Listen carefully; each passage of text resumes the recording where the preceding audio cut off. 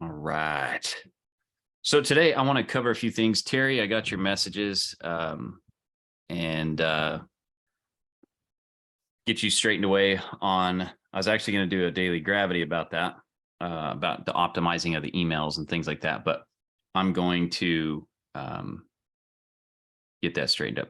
One thing that I noticed about this video camera that I've got, and I've got it running through the cam link or whatever, you notice there's some Chinese delay here. Like, it's like, it just delays a little bit, but that's pretty good.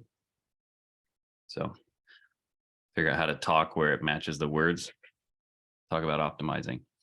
All right, so I'm going to answer all your guys' questions. The first thing I wanted to show you, though, is I just wanted to knock something out quick for Terry here.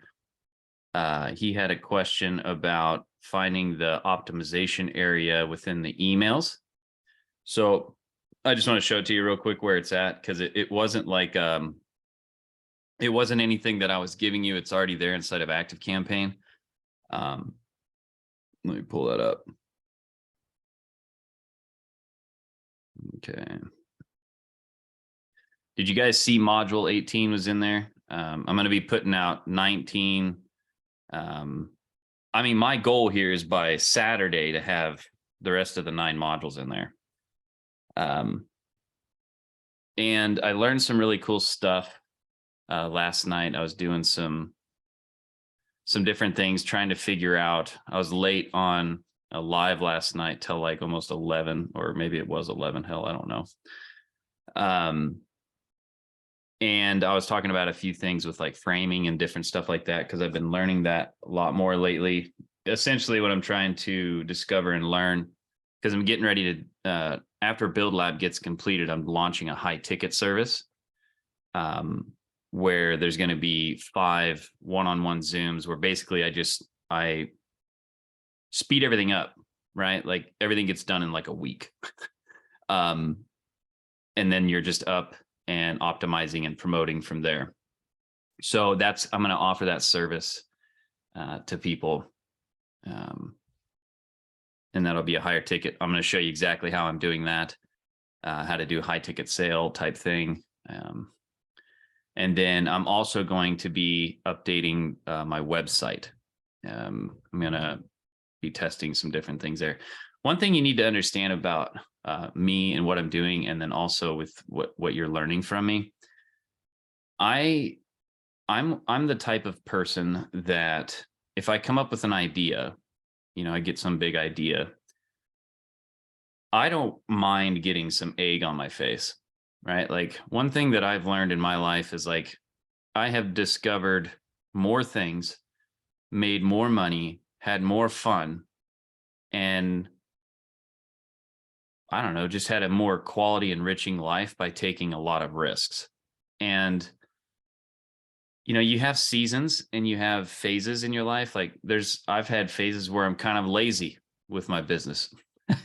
I've had seasons where I'm stressing myself out with my business because I'm trying to get so much done right now, and then I've had times where I've gotten real creative. I've had times where things just sucked ass, and for not any real reason other than probably just my perspective on things.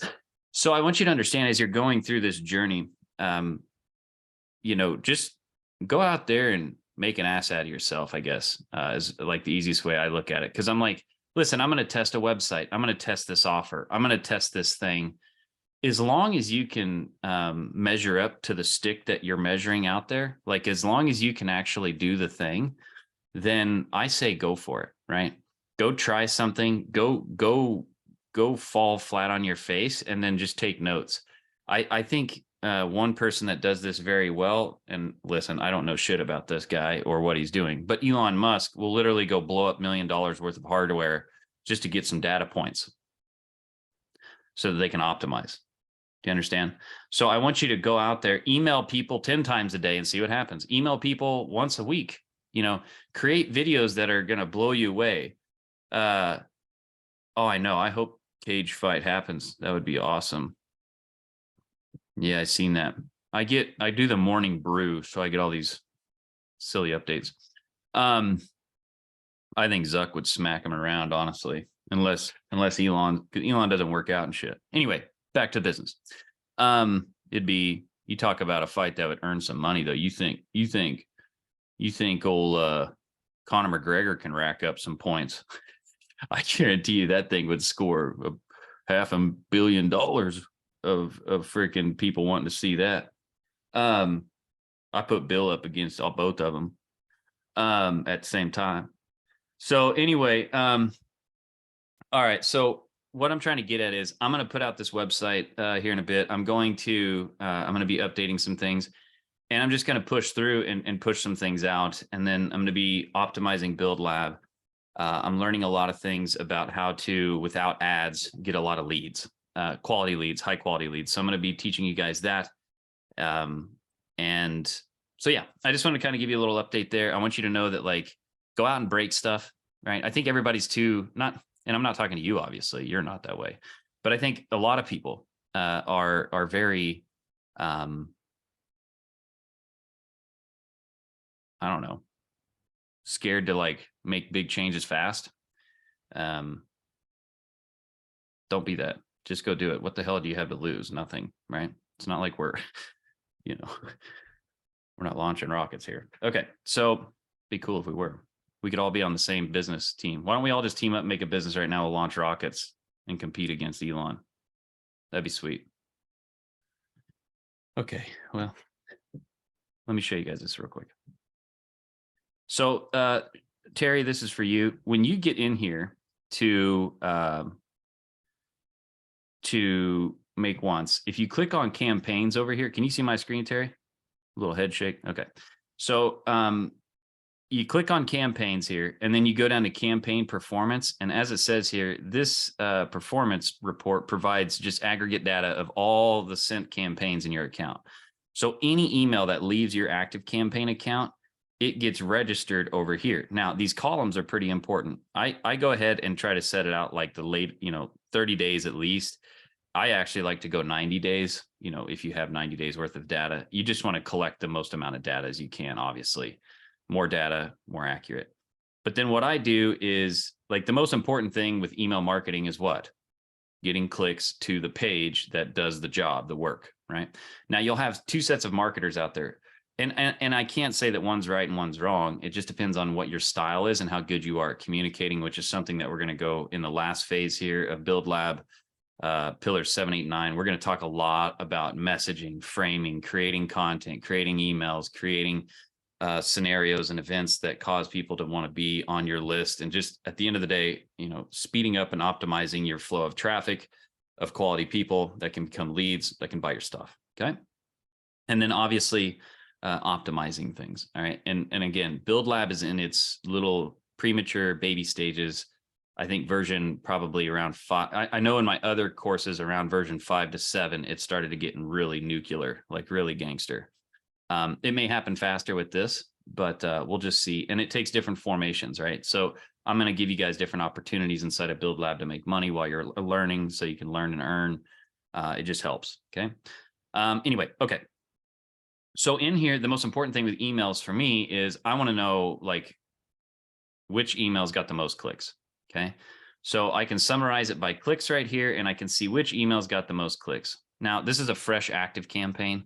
I just rebuilt another one in like February. So there's not a lot of leads in here. There's not a lot of sales in here. There's not a lot of anything really in here. Okay. But what you can see in the short bit that I do have is you can see very quickly which emails got the most clicks. I can then go to the open rate, and I can summarize by the highest open rate. And I can start looking at these emails. Okay. I can find which emails. So if we're looking at open rate, what are we actually judging? Anybody want to come in on that? What are we actually judging by looking at the open rate? Anybody?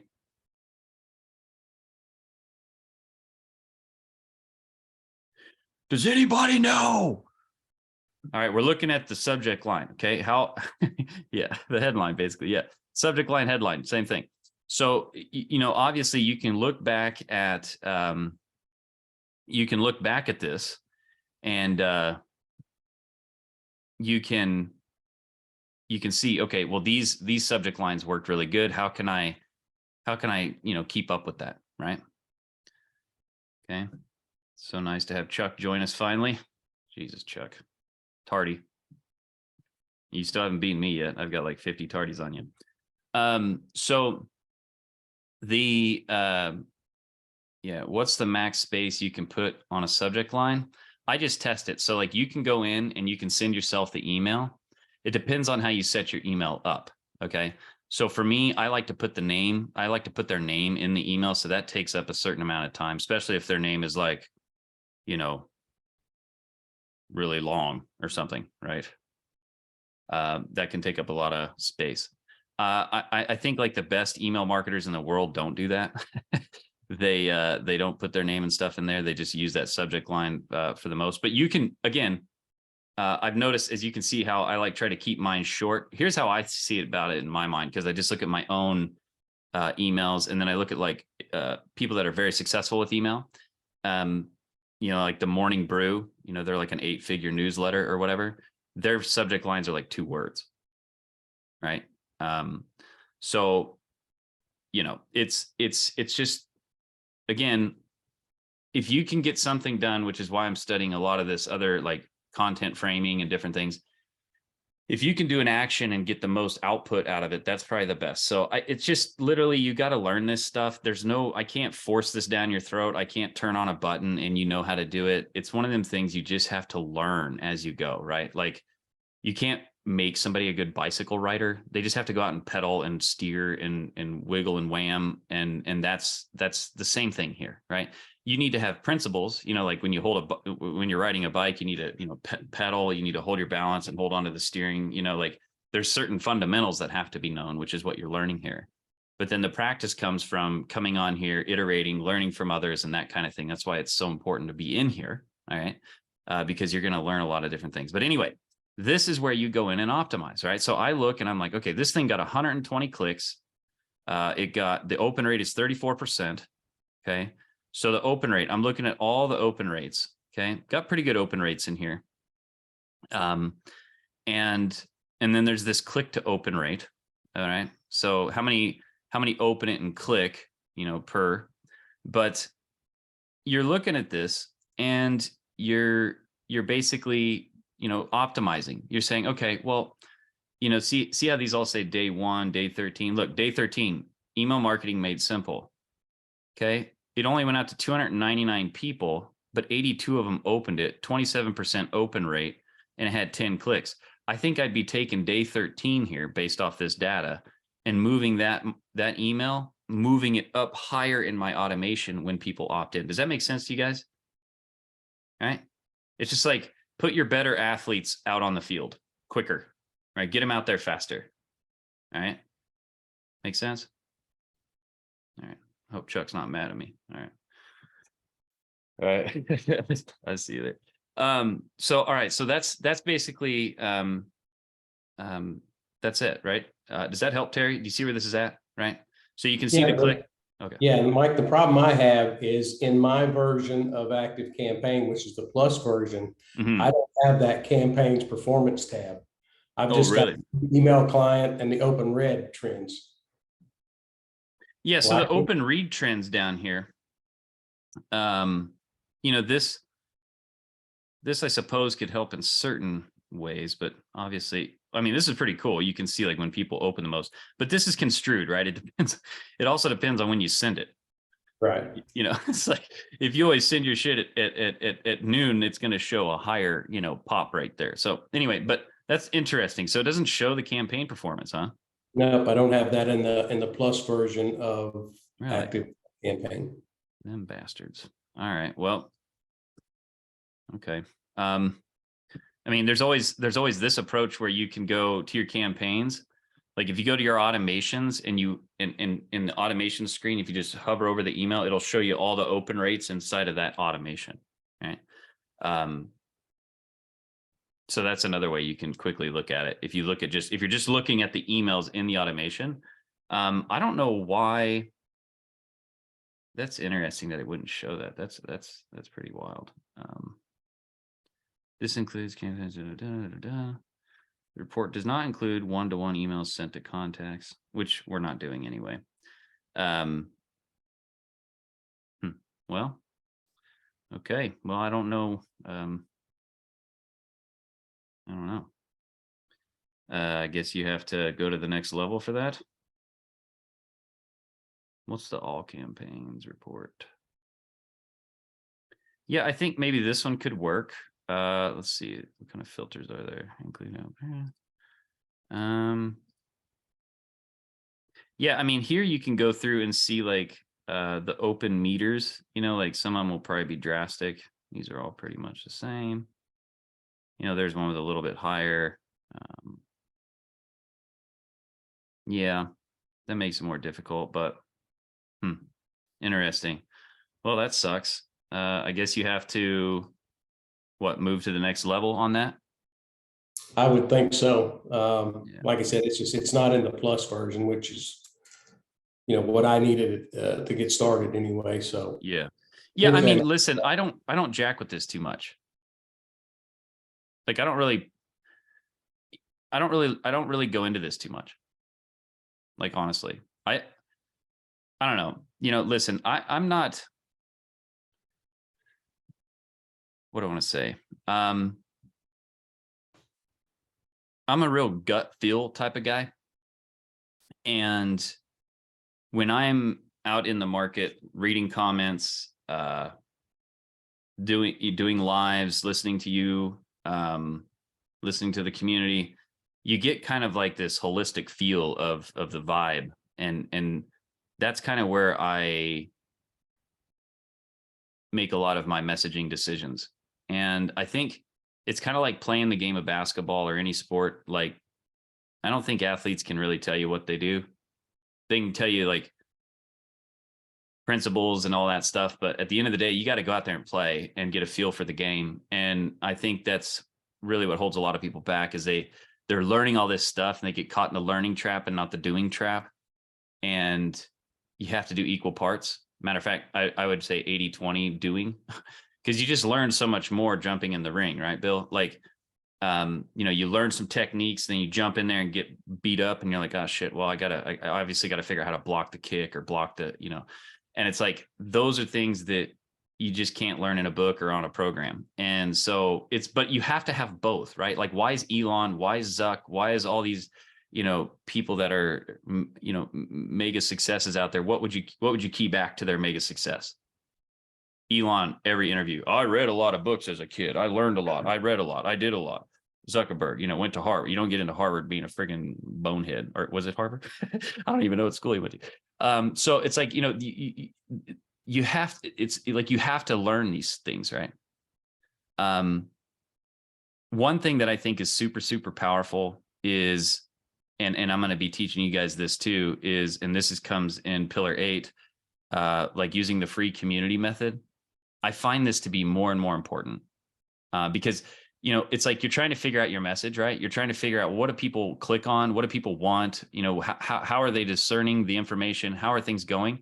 If you have built up a free community, or you have an email list built, and you're communicating and you're treating it like real people that are sitting in front of you at a desk, or sitting beside you on the couch, or hanging out with you. If you treat your people like those types of people, real people, and you go out there and you listen to their pain and struggles, and you get out of your way and realize it's all about them, and you just listen to them, you can just ask them what they want.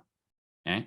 So if you build up a free community and just ask them what they need and what they want, it builds your messaging. It builds everything for you right then and there. Okay. Does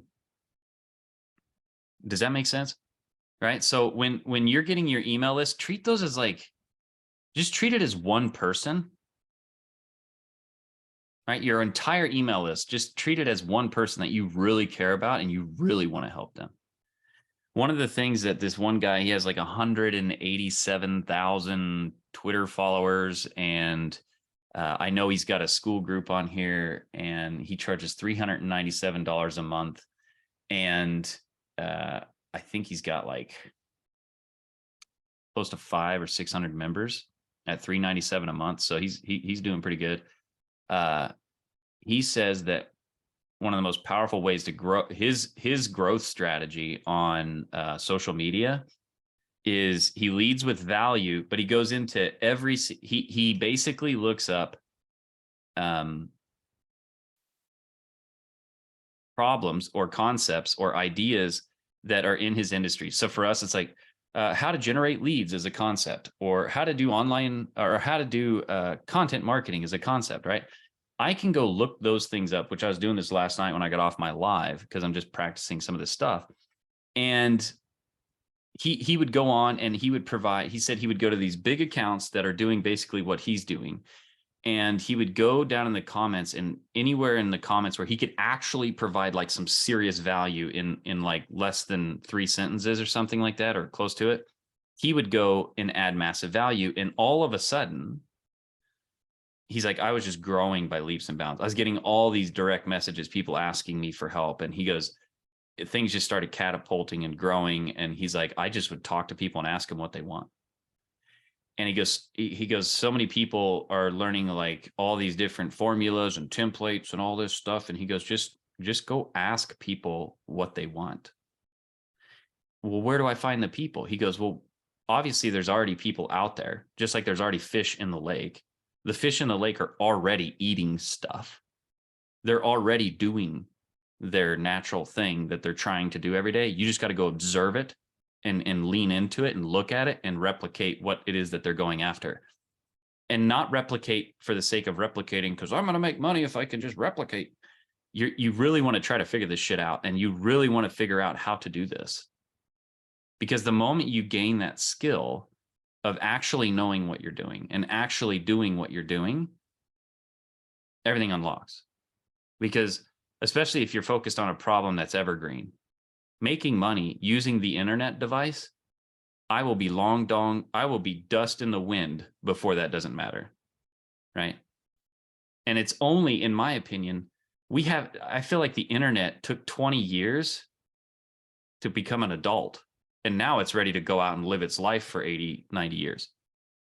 So I feel like where you're at right now, learning these skills and learning how to generate quality leads of people that have the problem that you can solve, getting them into an email list where you make 70 to 80% of your sales, and mastering the art of communicating and expressing yourself and expressing what it is that you do to help them is going to be your key unlock to everything.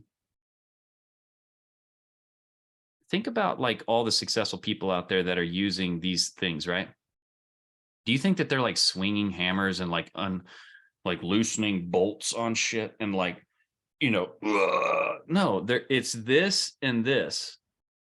They're using about this much of their body, and they're disseminating like information to people. Does that make sense? Elon's not out there twisting on rockets. It's all messaging. Zoom is a delivery vessel for what? Message. Email is a delivery method for what? The real package, message. Social media marketing, those are just different outlets where you can dispel your what? Message. So if this is true, what do you think is really important to figure out? How to write, how to create a message, how to speak the message. Do you realize the only people that are winning in the game of like life typically are really good at communicating their ideas, communicating their system? Well, I'm not good at that, Mike. Well, you can figure it out. I mean, you figured out how to drive a freaking car. Your little jelly body figured out how to drive a machine down the road with other crazy machines. All right. So, Terry, did you get everything dialed in, brother? Like, you found the automations, you realize you copy and paste those into the import section there in Active Campaign, right? we figured out the campaign thing doesn't work at that level. How was that last module 18, if anybody went through it? Was it too much? Was it not enough? Was it? I'm actually in the middle of it now, but I do have another question. I may need to share my screen, because in the automations, when I'm creating the, like from the order form automation, it goes from one point down and it says Build Lab. I'm not sure what page you're referring that to or what that refers to. So what I'm doing is, and think about it like this here. And if anybody has questions, please, for the love of Jesus, blurt it out. All right. You guys know me by now, right? I'm not, yeah. Here's how it goes, Terry. So it's like, so here's make once, right? This is the business, right? So this is the business. And then off of make once, I've got Build Lab. And in Build Lab, there's option 1, 97 a month. And there's option 2, 597 a year. Okay. But whether you join, well, you son of a biscuit. I did that backwards. It doesn't matter. Dear Lord, I should have done more cocaine this morning. Oh, sorry. That's my secret weapon. I'm just kidding. All right. You guys just all log off. Okay. So there's a 97 a month, and then there's a 597 a year. Okay. So whether you buy this one or this one, what are you? Either way, you're what? You're a member of Build Lab, right? So no matter if they buy this one or this one, I have it tag them for Build Lab, so that when I go do my automations, all I have to ask is, did they get the tag Build Lab applied to them? Because then if they did, I know that they're a member of Build Lab, no matter which package they bought, because that's all I care about. Did they get started or not? Now, I also tag them individually for the 97, and I also tag them individually for the 597 a year. The reason why is simply because that's the only way that I can activate that automation. And the automation for the 597 a year, I have a 355-day wait in place to follow up with them, to remind them, give them a 10-day warning shot that they're about to get charged 597 a year again.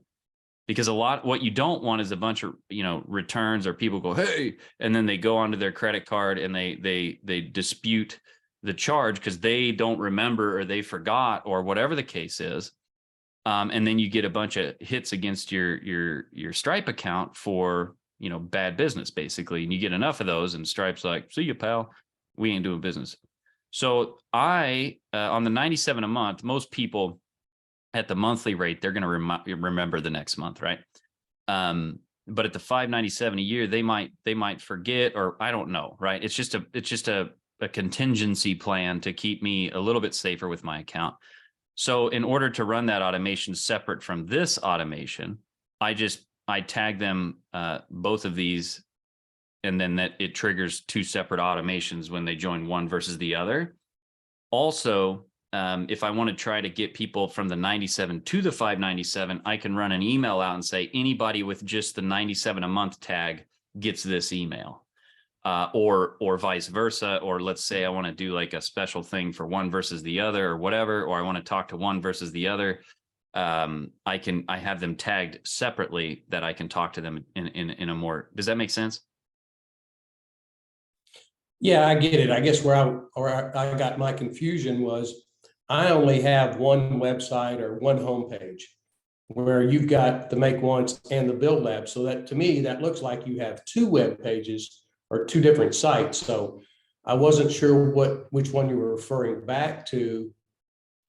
I saw the Build Lab there.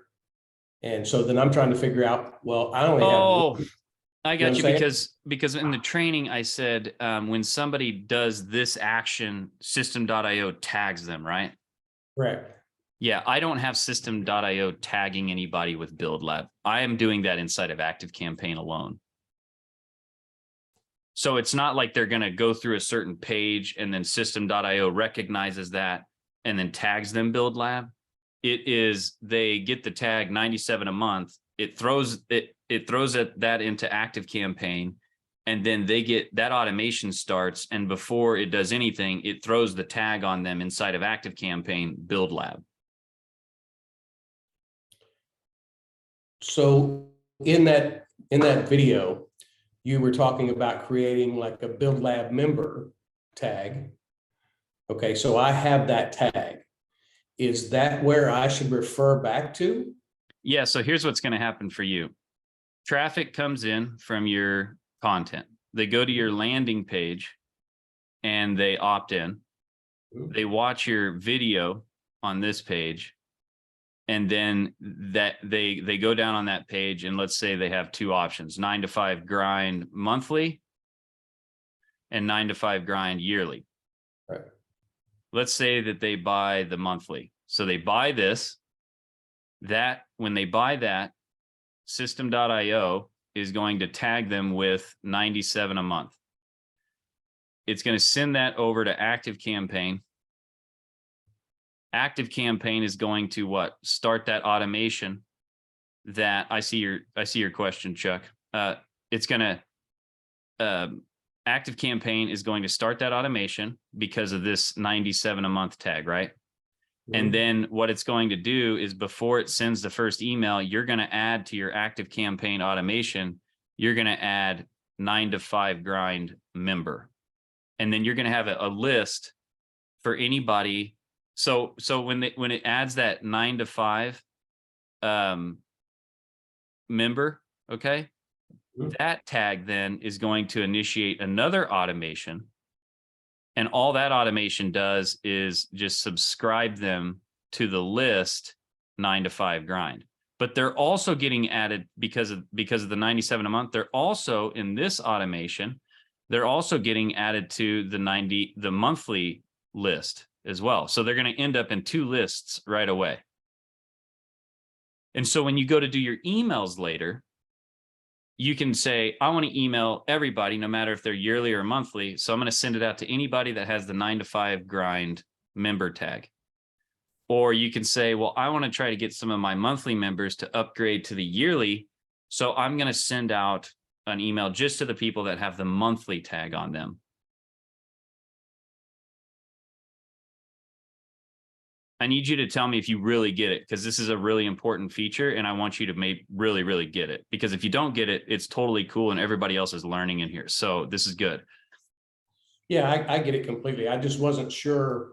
Again, do you know how to segment the broadcast when you send it out to use these? Yeah. Okay, so that's where this happens. Yeah. Yeah, I was just confused. I wasn't sure which page you were referring back to. So in my case, it's the 9 to 5 grind member page. So that's going to segment those people out in there. I just wasn't sure where that. Well, not necessarily here. So, okay, good that you said that. So I'm going to clear this out real quick. Okay. So in Make Once, I only have the one offer right now that I'm pushing, right? Which is Build Lab. And Build Lab has 2 options: monthly and yearly. There isn't a page inside the funnel that is designed to tag anybody with Build Lab member. I set up inside of Active Campaign. I set that up. What I did was I said, okay, I'm going to create a list for the monthly. I'm going to create a list for the yearly. And then no matter who they are, if they join the monthly or yearly, I'm going to create a list and put them in just as a whole Build Lab. So I went and set up a list inside of Active Campaign that says Build Lab members. Okay. And in both of these automations here, the monthly and yearly, I just have a step in the automation where it tags them with Build Lab. And if that tag gets applied to them, I have an automation start that only says, if somebody gets the tag Build Lab, add them, subscribe them to the Build Lab list. So no matter what, if they join the monthly, they go into this list. If they join the yearly, they go into this list. So I have one list, has all my members in it, no matter how they came in. Then I have another. Okay, so that's where I'm a little confused again.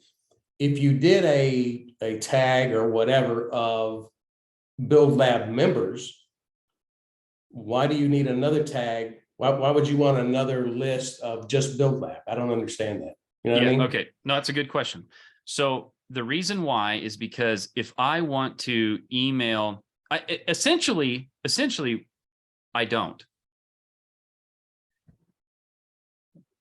need just a list for Build Lab members. Okay, that's where I was confused. Yeah, here's why I do it though.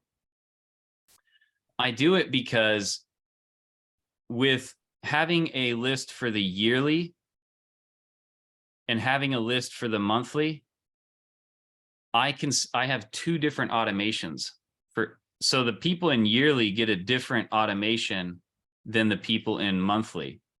Correct. The only difference in the yearly is I have a reminder set for 355 days. Correct. I could have combined all of that into one automation, but I like to have simple automations. I don't like to have a bunch of arms and strings hanging off of this thing.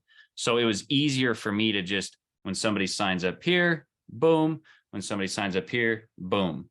And if you see the order pages, they're very similar inside of Build Lab, or inside, when you go to sign up for Build Lab, if you click on the 97 a month and you look at the order page, or you click on the $597 a year and you look at the order page, very similar, with just a few slight details down there in the like terms and stuff like that. Right. But that's really, and then, so I'm just like, well, I'm just going to have a simple automation. Everybody that's a Build Lab member, and then if I want to email everybody, I just keep everything, really separated. So I'm just adding separation for simplicity. Yeah, I get it now. To me, it seemed redundant on why would you do it twice? It can be if you really wanted to make it all. If you didn't want to make it redundant, you could make it non-redundant.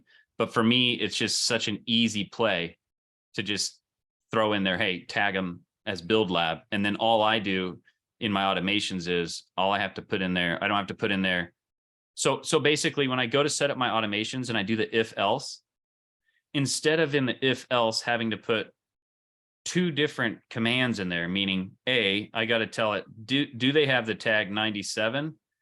And also, do they have the tag 597? If they don't have either of these tags, send the next email. Instead of having to do that twice like that, which isn't a lot of work, I just say, do they have the tag Build Lab? If yes, don't send any more emails. If no, send the next email.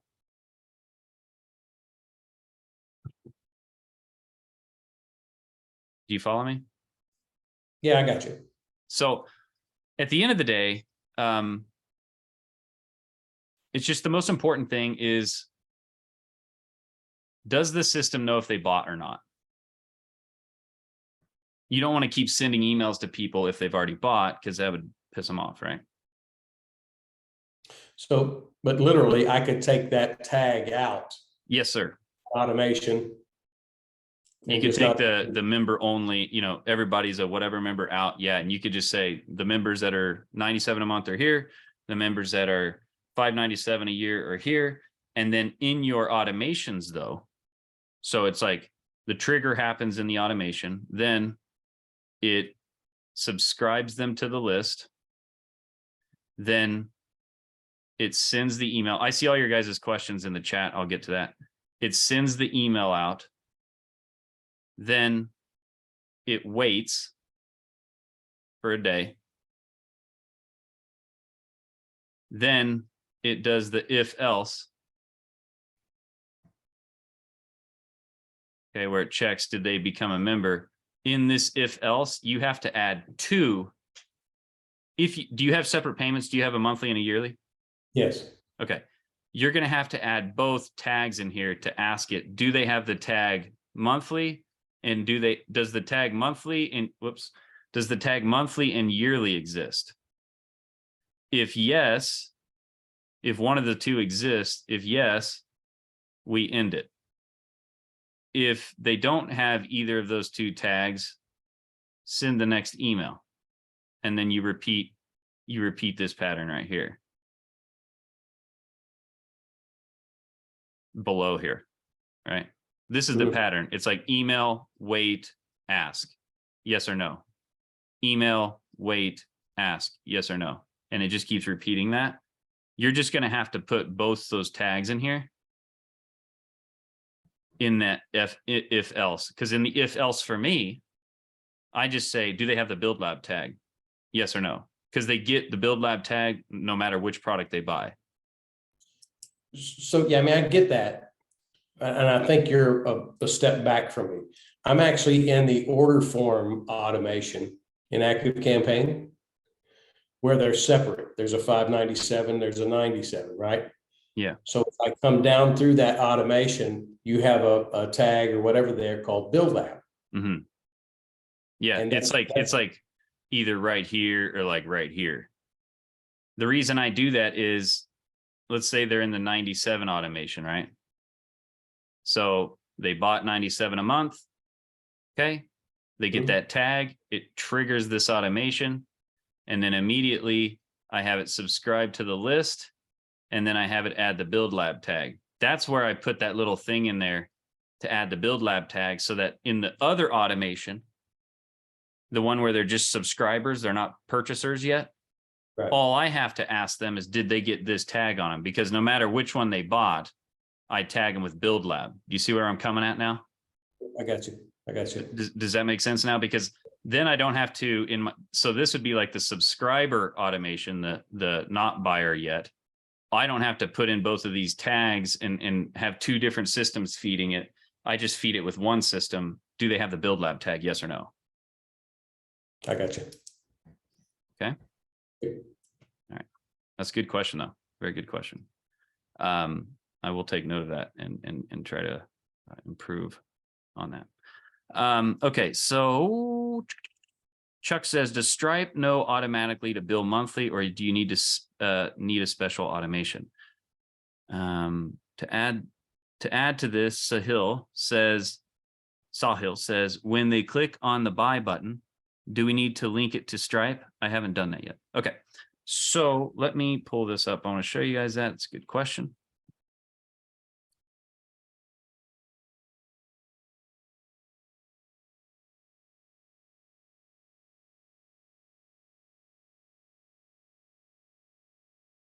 Good Zoom. We're getting some good questions.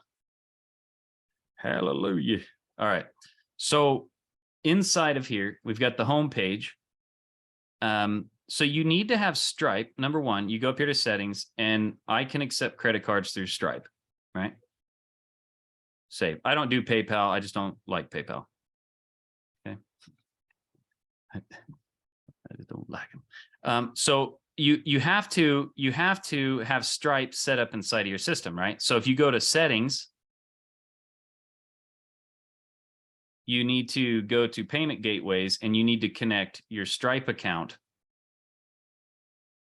to system. Okay, so assuming you've got that, and assuming you have then, you have this funnel here on the Build Lab 97 a month.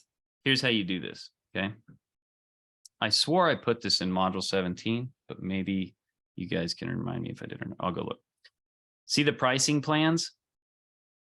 Okay, so I'm on the 97 a month order form page, which has to be an order form page. If you guys want to accept money on a page, you have to use the order form type page. If you go to just this page, notice it doesn't have that option down here below to have Stripe do anything. So far, so good. Everybody follow me on that? Okay. So on you got to use an order form page. So when you go to create, add a step, you just need to make sure that you choose down here an order form page.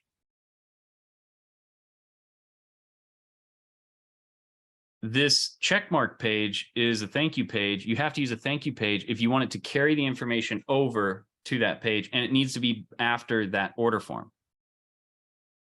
Everybody follow? Okay. So on the order form page, what you do, assuming you went up to settings here and you've said, yep, credit cards with Stripe, and you've got Stripe connected, it would show up there and everything.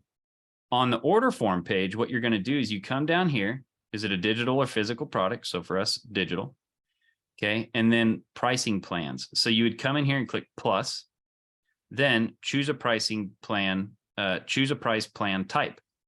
Do you want a one-time payment, subscription, or payment plan? Okay.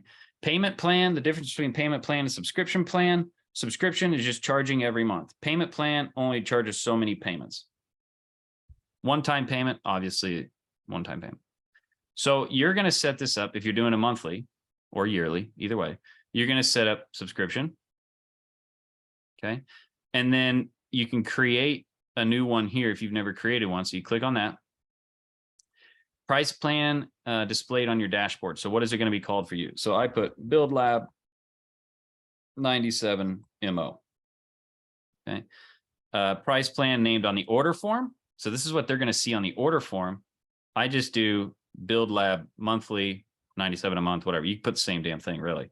And then on the descriptor, I always try to put my website.com. So if they see in their statement, this helps you reduce, like, why am I getting charges? Who the hell is zippity-doo-dah-day, right?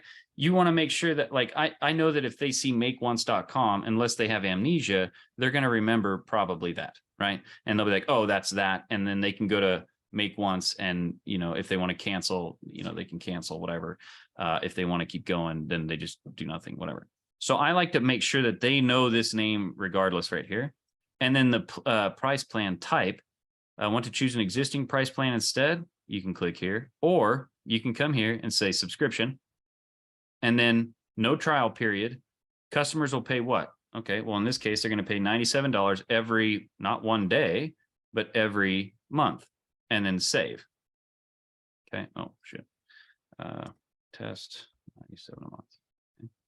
So now, when I come in here, look, there is this price plan here. You know, I have two. I would delete one of those, but that's how I put the price. Now, automatically, Stripe knows when somebody fills out the order form, puts their credit card in and everything, it's going to charge them $97 every 1 month. So from that day that they ordered, let's say they ordered on May 24th, on June 24th, give or take a few hours, they're going to get charged again. Okay. Now, the other thing that you're going to deal with you know, subscription plans is credit cards out of date. Stripe does a good job of sending people, hey, your card didn't go through. You need to update your payment information. So they'll do that for you. But you can also see it too. Every day I log into Stripe and I look at the payment plans, and the ones that didn't go through, I shoot them out an email, and I'm like, what in the hell is your problem? Get this shit fixed right now or else. And then they usually do. No, I'm just kidding. I just send them an email and I'm like, hey, I noticed your payment thing didn't go through. What do you want to do about it? Okay. I don't like, I try to keep it chill, right? Like I hate people that are like, hey, you know, and they make it all serious and crazy. Like, do you want to keep going or not? Most times like, oh crap, sorry about that. You know, and then within moments, they'll go in and boom, they'll do whatever. Okay. So, but does that help? Who has it? Yeah. Okay, cool. I'm just going to delete that for the sake of this. So, and then you do that on both pages, right? And then that's it. That's nice. Before, with ClickFunnels, by the way, you used to have to go into Stripe and set all this crap up, then go back to ClickFunnels and then recognize it was like 2 extra, 3 extra steps, 4 extra steps. Here it's just pew. So I like that about system. Okay. So we've got some more questions. Click on the buy button. Do we need to link it to Stripe? So does that, Sahil, does that answer your question? What's the automation monthly? Sahil, okay, good. The other question is, Sahil says, how many tags do we have total? Well, that just depends on, you know, how many things are you selling? If you're just selling one product, then you have one tag for the people that bought the product, and you have another tag for people that have become subscribers. Okay. If you have 2 products, you have a subscriber, product 1, product 2 tag.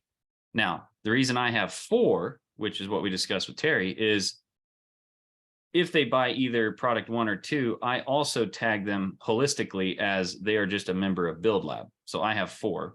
But as Terry and I work through, you really only need 3. It's just going to change how you, in your VSL or in your subscriber list, that's not a customer. What that changes is you're going to have to ask, are they a member of this and this in the if else section? Because I have this fourth tag, I don't have to ask if they're members of this and this. I just say, do they have a build lab tag? It's just one less step in the if else section for me. So I mean, whatever. That's up to you. Should work, yeah. Would my example be CMB member 97, CMB 597? Yes.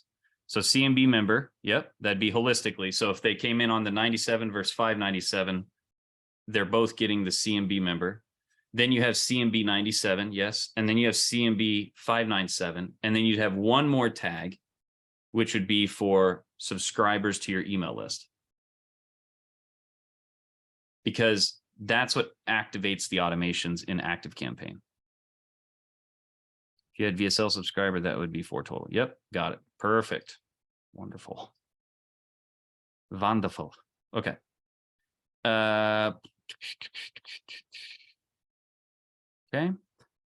Okay.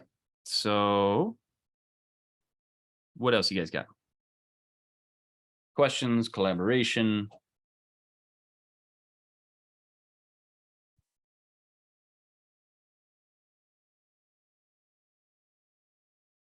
I do have a question about next steps for me.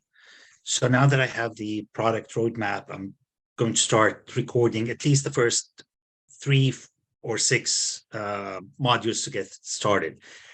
Would you advise to completely build the funnel first and have something to offer and build the list? Or should I just jump on social media, start putting videos out there, even though I don't have someplace to send them, just to get an audience built and start getting some traction there? Yes, on both. So it's not a one or the other. It's like, yes to both, right? So what I mean by that is, if you're going to take the effort of going out there on social media, smart, and building an audience, why not be collecting the emails? Here's the truth of it, all right? And I didn't make these numbers up. It's just the way the world spins. 99% of the people that see you on social media will likely never see you again. These aren't my stats, right? This is just real stats out there.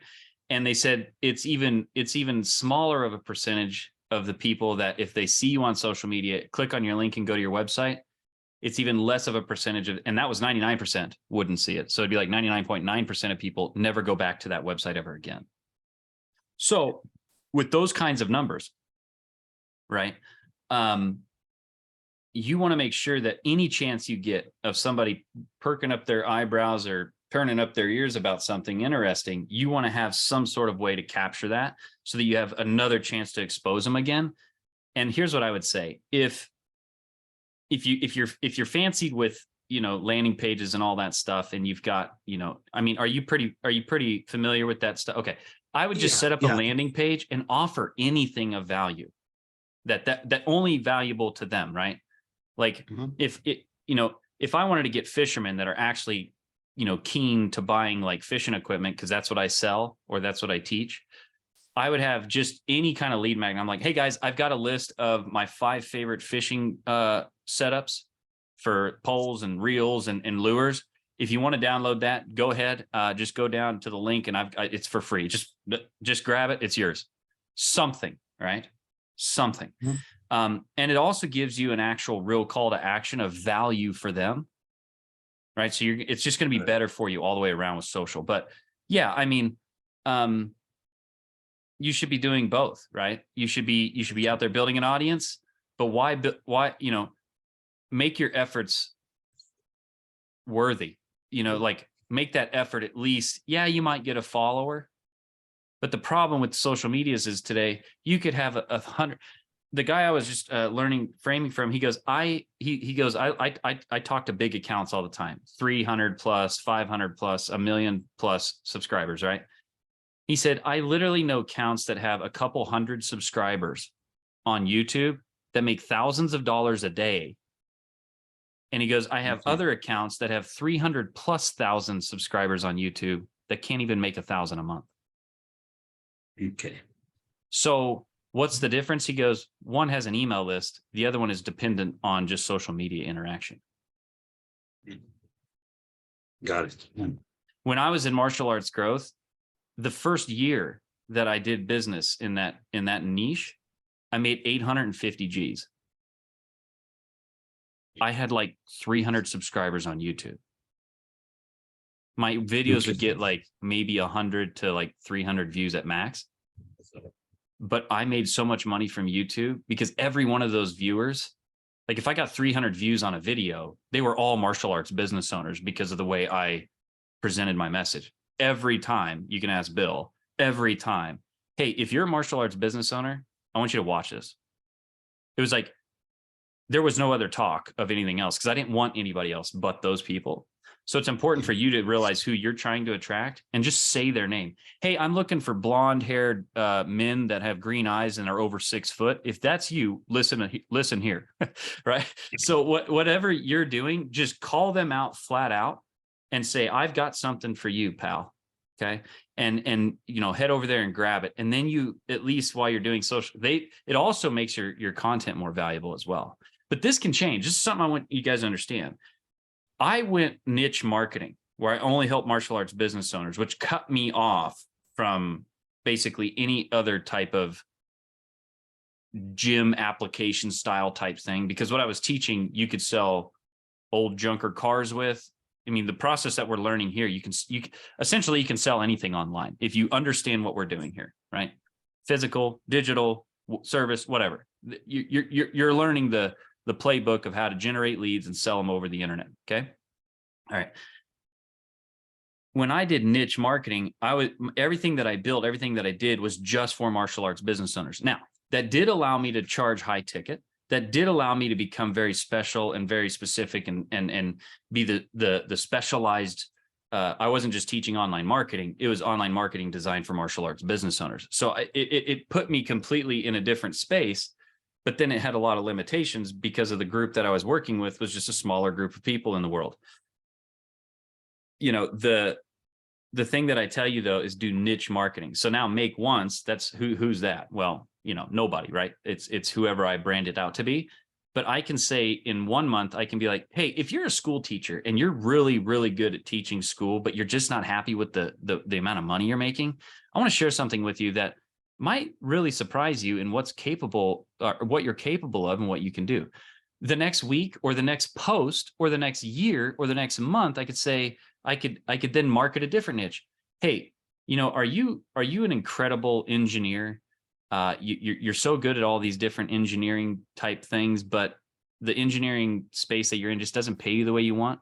What if you could help people get their engineering degree, or you could help them get to a certain place in engineering and actually make, you know, 10 to 100 times more per year, per month, whatever, than you are now, and you still get to be in the engineering space? Would that be something you're interested in? Because if you are, I want you to pay attention. And then I could market them to that, right? So because of what I'm offering can work with so many different niches, it gives me like unlimited ammo belt of who I go out to market to. Because when you are marketing, right? I'm going to teach you a lot about this stuff in the next module here coming out 19. When you are marketing, you and I was talking about this last night, you have to understand this framework of like top of funnel, middle of funnel, bottom of funnel. Some people know what this means, but they don't know what it means. Do you understand? Like I have a lot of people, oh yeah, top of funnel, middle of funnel, bottom, yeah, of course, yes. Oh, but they have no idea what that actually means when it comes to doing messaging. You can know what it means. I know what a car is, but can you build one? Right? That's, you know, can you make it do what you want it to do? Oh, I know what a race car is, but are you a race car driver? There's a big difference, right? This is where people get confused online all the time. And I want you guys to understand this because people are going to be like, oh, I could just go learn that on the internet. Yeah, well, go learn top of funnel, middle of funnel, bottom of funnel.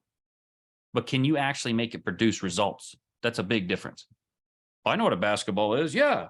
Motion, you know, you go here, set a screen, but can you do it? Right. Right. There's a big difference here, right? but there's these main frameworks right here that you can choose. And then you can say, well, who am I going to go talk to? At what level of the funnel are they in? And what frame am I going to put this in to tap into the psychological side of this? Because that's what's going to have to happen.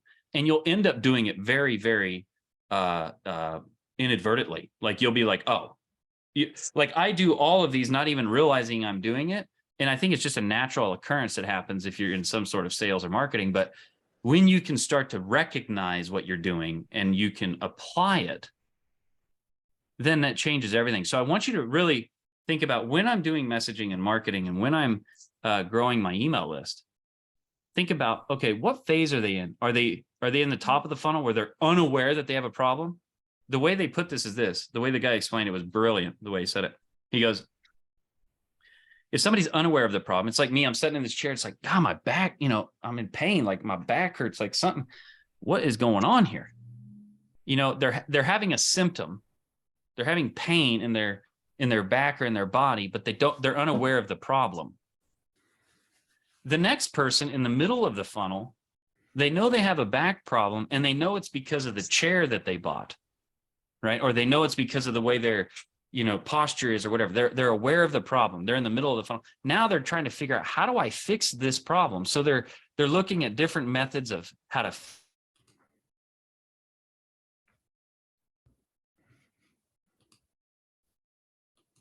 There he goes.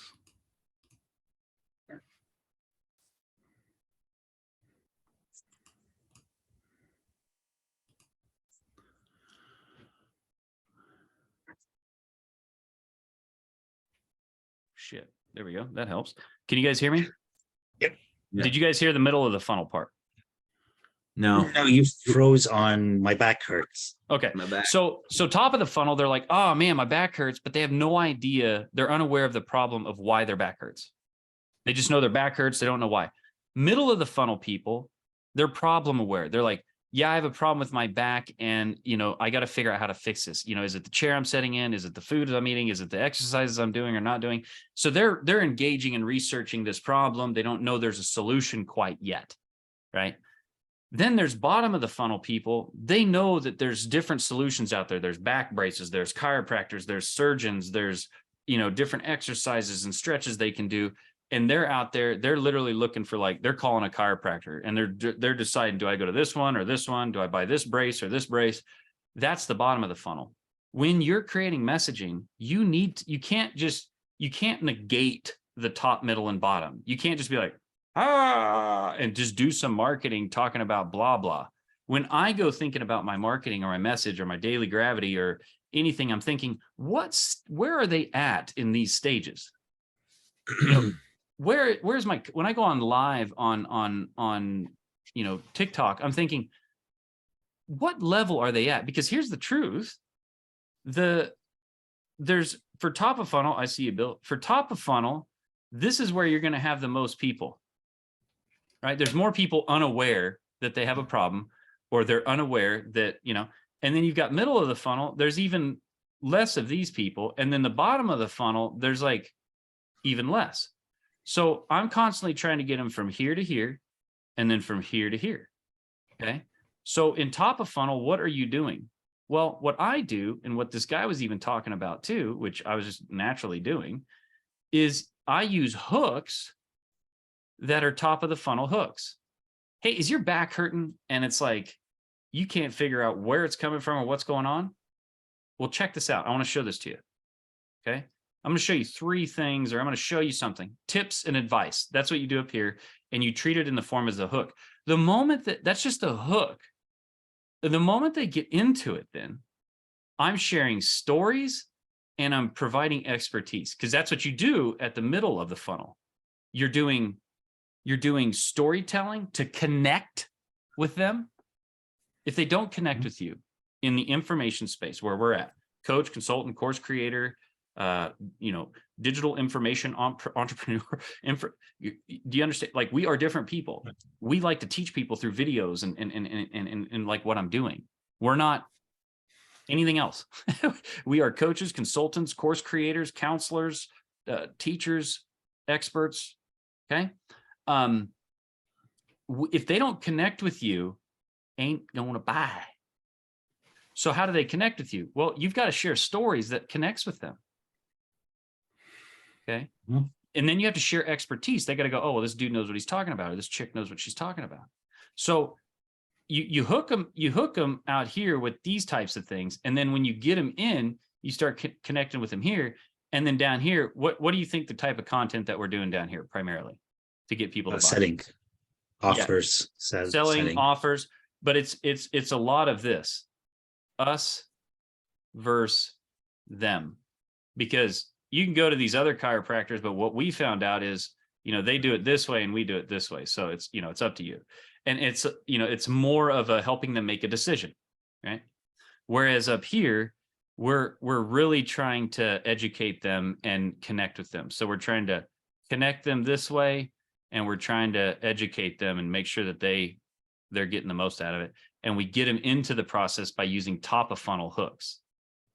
Okay. Mhm. Does this make sense? Okay. So when you're out there doing that stuff, and I tell you this because this is how you actually start growing a following. Like, the reason I got to 19,000 followers, which isn't crap in the world of this. Okay. The reason I get to 19,000 followers on TikTok is I led with a lot of hooks that were, hey guys, here's how to grow your YouTube channel. And then I would connect with them and I'd use expertise, and that would drag them into the funnel. And then once they're in the funnel, then I'm sending out emails, and I'm showing them more and more, and using the deciphering things. I'm using all these different types of deal. I'm getting them, I'm covering the objections, I'm covering the needs, the emotions, the efficacy, the logical, the social, the insisting. I'm just covering these as over and over and over and over and over and over and over again. And by natural events, people like that ride the ride want to ride it again, or it's just a natural occurrence with ratio. So when you start to look at it mechanically like this, and know that there's like prickles and goo, right? It's like there's like engineering and spirituality. As soon as you realize that this machine is just a combination of just helping people get to the point and be undistracted by everything else and things like that, you realize it's just emotion, right? You're just feeding the cows each day. And it's not like in a bad way like that. You're providing value. You're providing the cows with food, but you're also, enriching the value in your own life. So just value forward is powerful. But yeah, please build an email list every single chance you get. It is no BS. Go out there. Please prove me wrong, please, because I'm excited to hear about the new thing. There is nothing on the planet that I've seen, literally, or read about or heard in the last 15 years that converts more money, more sales than email. This is a proven thing out there. Nothing, not even in-person presentations, converts higher than email. Why do you think every single business that's a business is a master of list building? Literally, a company just bought, I don't know what it was, but they just bought, it was a good business.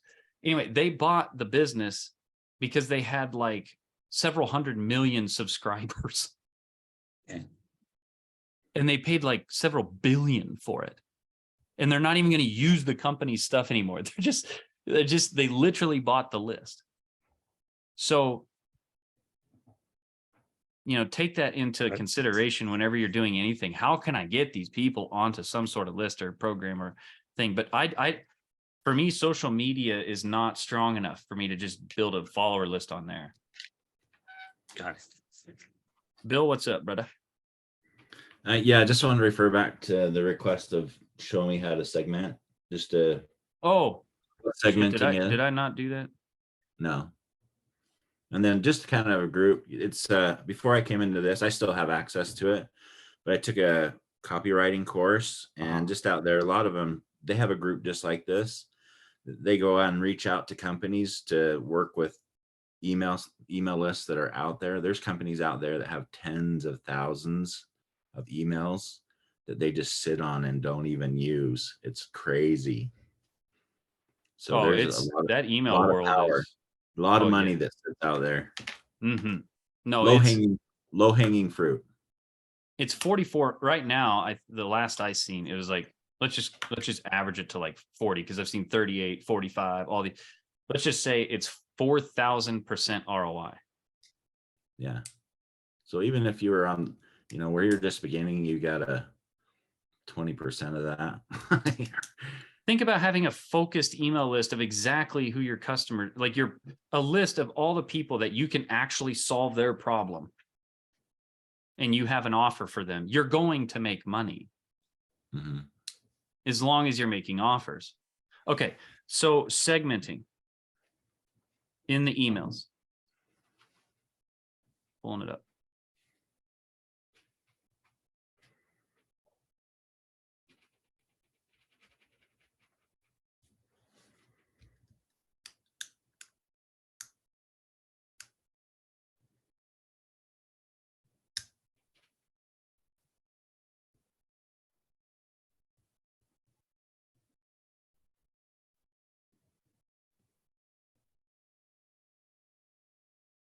Well, he's pulling that up. I watched, I don't know how I got on it, but I watched a Q&A last night on June 22nd or June 27th, 2022. One of his martial arts students about pulling levers and creating the machine, the delivery vehicle for this. And then your information of whatever your specialty is, but fine tuning this. It's a great presentation about what Mike's talking about. If you want to go back and revisit it. Yeah, awesome. So when you go to create a campaign inside of Active Campaign, you click on campaign and then, you know, start a campaign. This page shows up, right? Okay.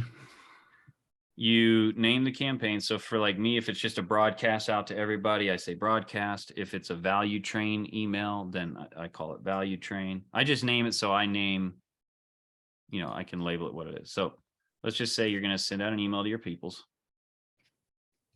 Okay. Then what's the email about? Let's say it was about how to build a list. Okay.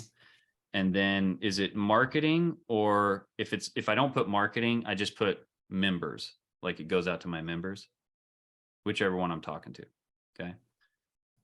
So I just named this because later it'll show you this campaign, like where I was doing the all campaigns, which Terry, you know, we decided if you have a plus account, it doesn't show you that, but if you have the higher one, then it does.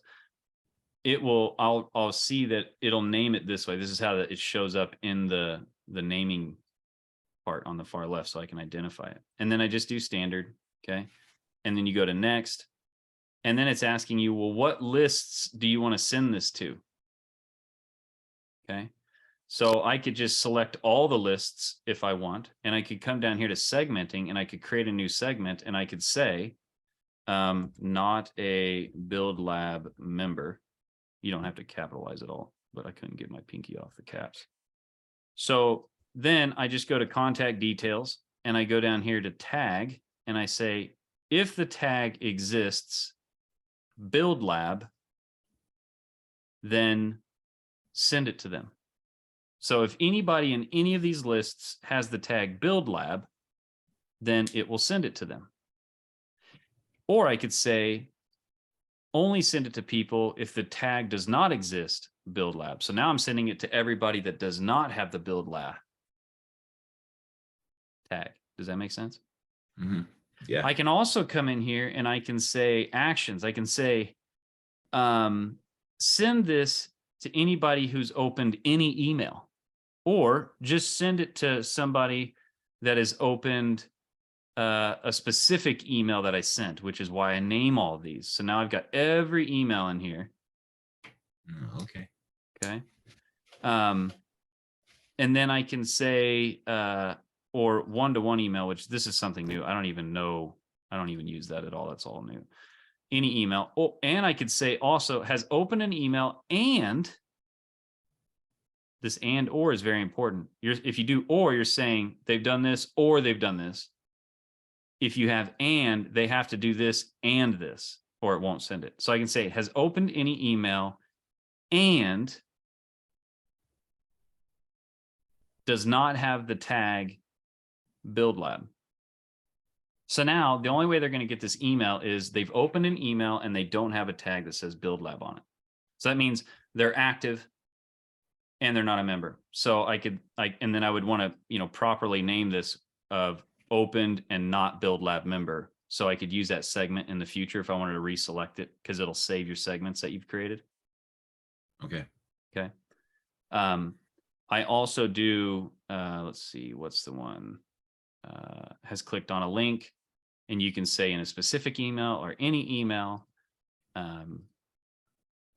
Okay. And I could say, so they've clicked an email and they don't have this tag. Send it to them. So now I'm getting people that are even more engaged and they're not members. Follow me? So you see how this is valuable, right? Right. Absolutely. Yeah. Or you could send out an email that's about YouTube, and then you could say anybody that clicked on the video about YouTube, send them this next email where it shows them how to use YouTube to make money or something, right? So now you really know who you're talking to, and you can make a message that just hits them right between the eyes. Okay. You follow me? Right. Cool. Right. Anybody else?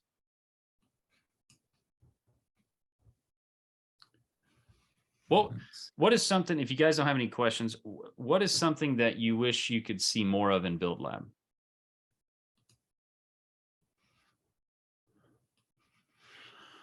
How will you be integrating those questions that you did on the new video in 18? I love that teaching format that you did in there. That's how I learn.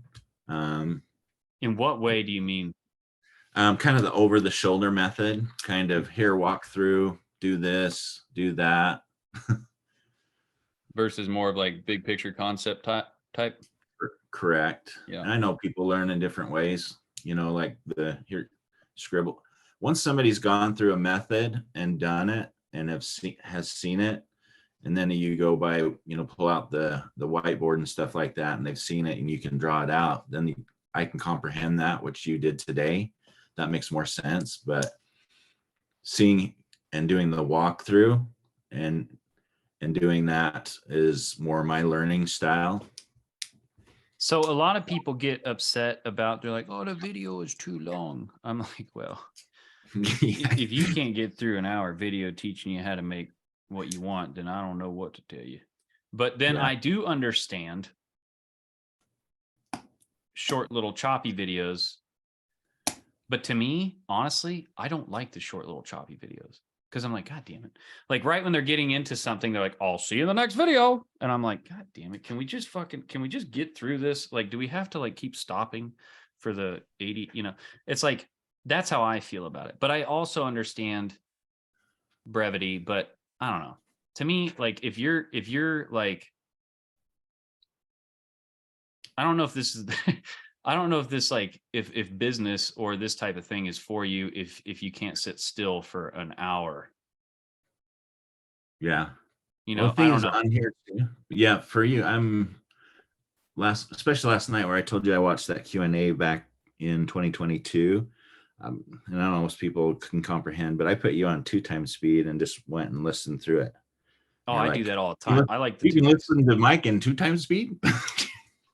Yeah. But I mean, as far as and then I sound like I talk normal since I talk really slow because I'm a Kansan. But you had to go back normal. It's like this is like really slow.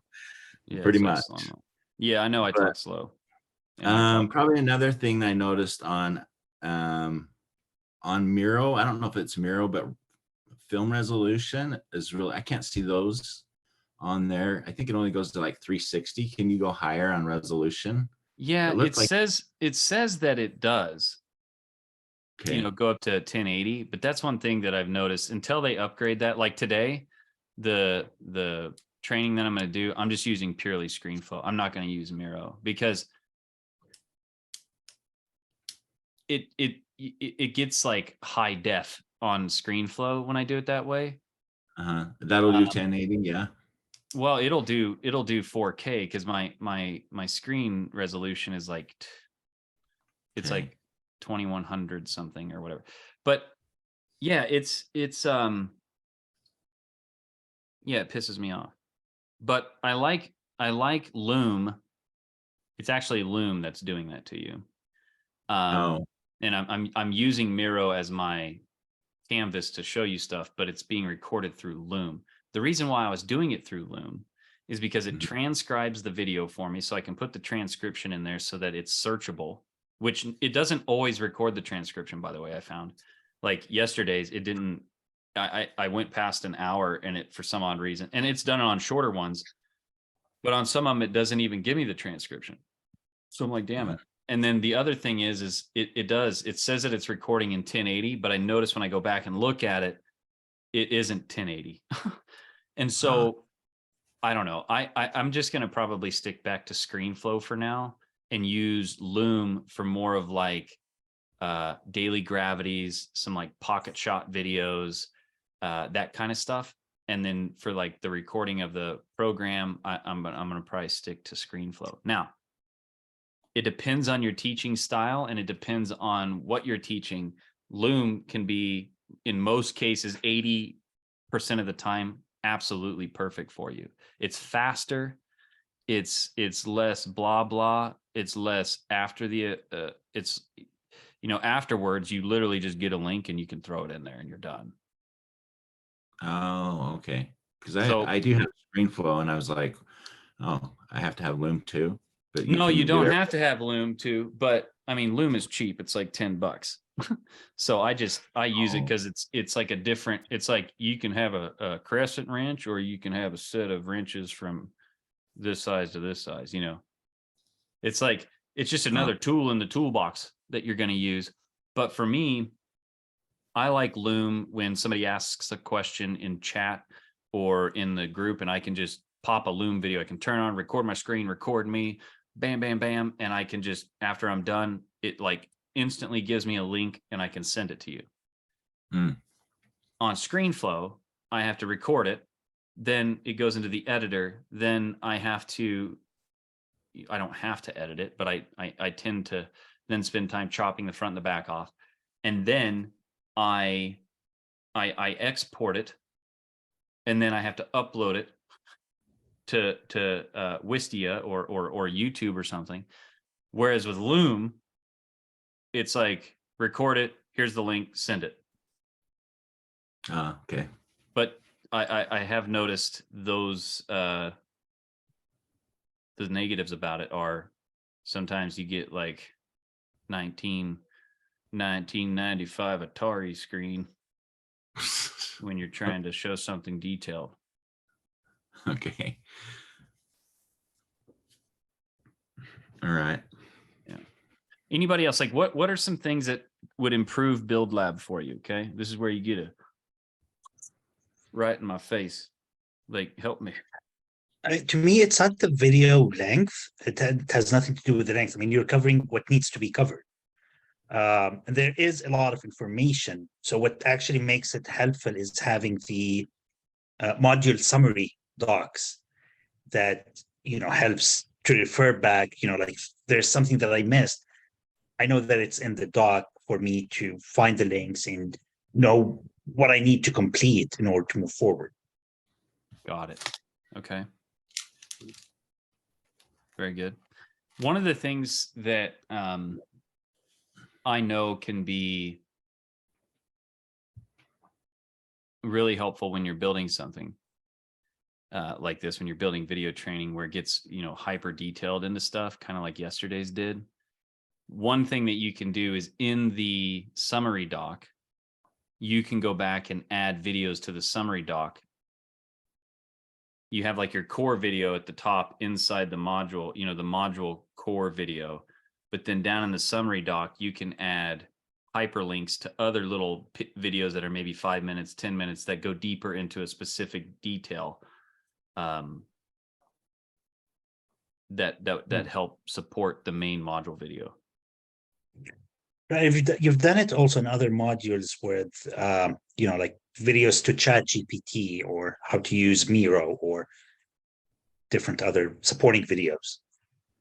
Yeah. Yeah, no, I feel like that helps. Yeah, it does. Yeah. I like to have the summary doc. It's a really great way of, I used to, oh my God, like back in the day, well, I'd build out like this big elaborate slideshow and man, and it just wasn't necessary. And then it just really delayed completion. Whereas now, I just constrain myself, and it seems to have done okay. But I'd constrain myself to one slide, maybe two if necessary, and then just one page summary doc. If it needs a little bit more, then okay. But I try to constrain to those things, and then I try to just shoot it all in one shot. I feel like you get I feel like what happens, because I've created a course before where I didn't let myself go over 5 minutes for the video. And you lose so much train of thought.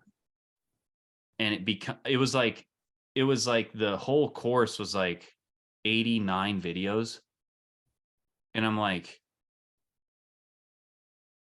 hell no.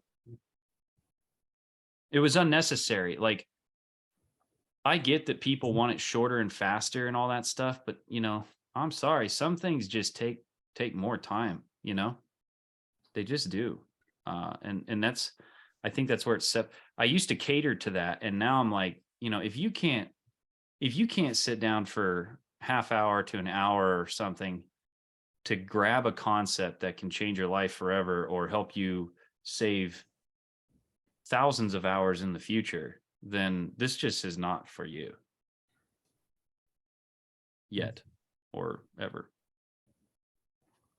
So, Mike, I have a numbers question here. Did you not say, or did I imagine this, that you should get a minimum of 100 opt-ins or 1,000 visits to your page before you make a change, so you can really get some idea of whether or not something's working or not? Were those numbers that I imagined, or is that real?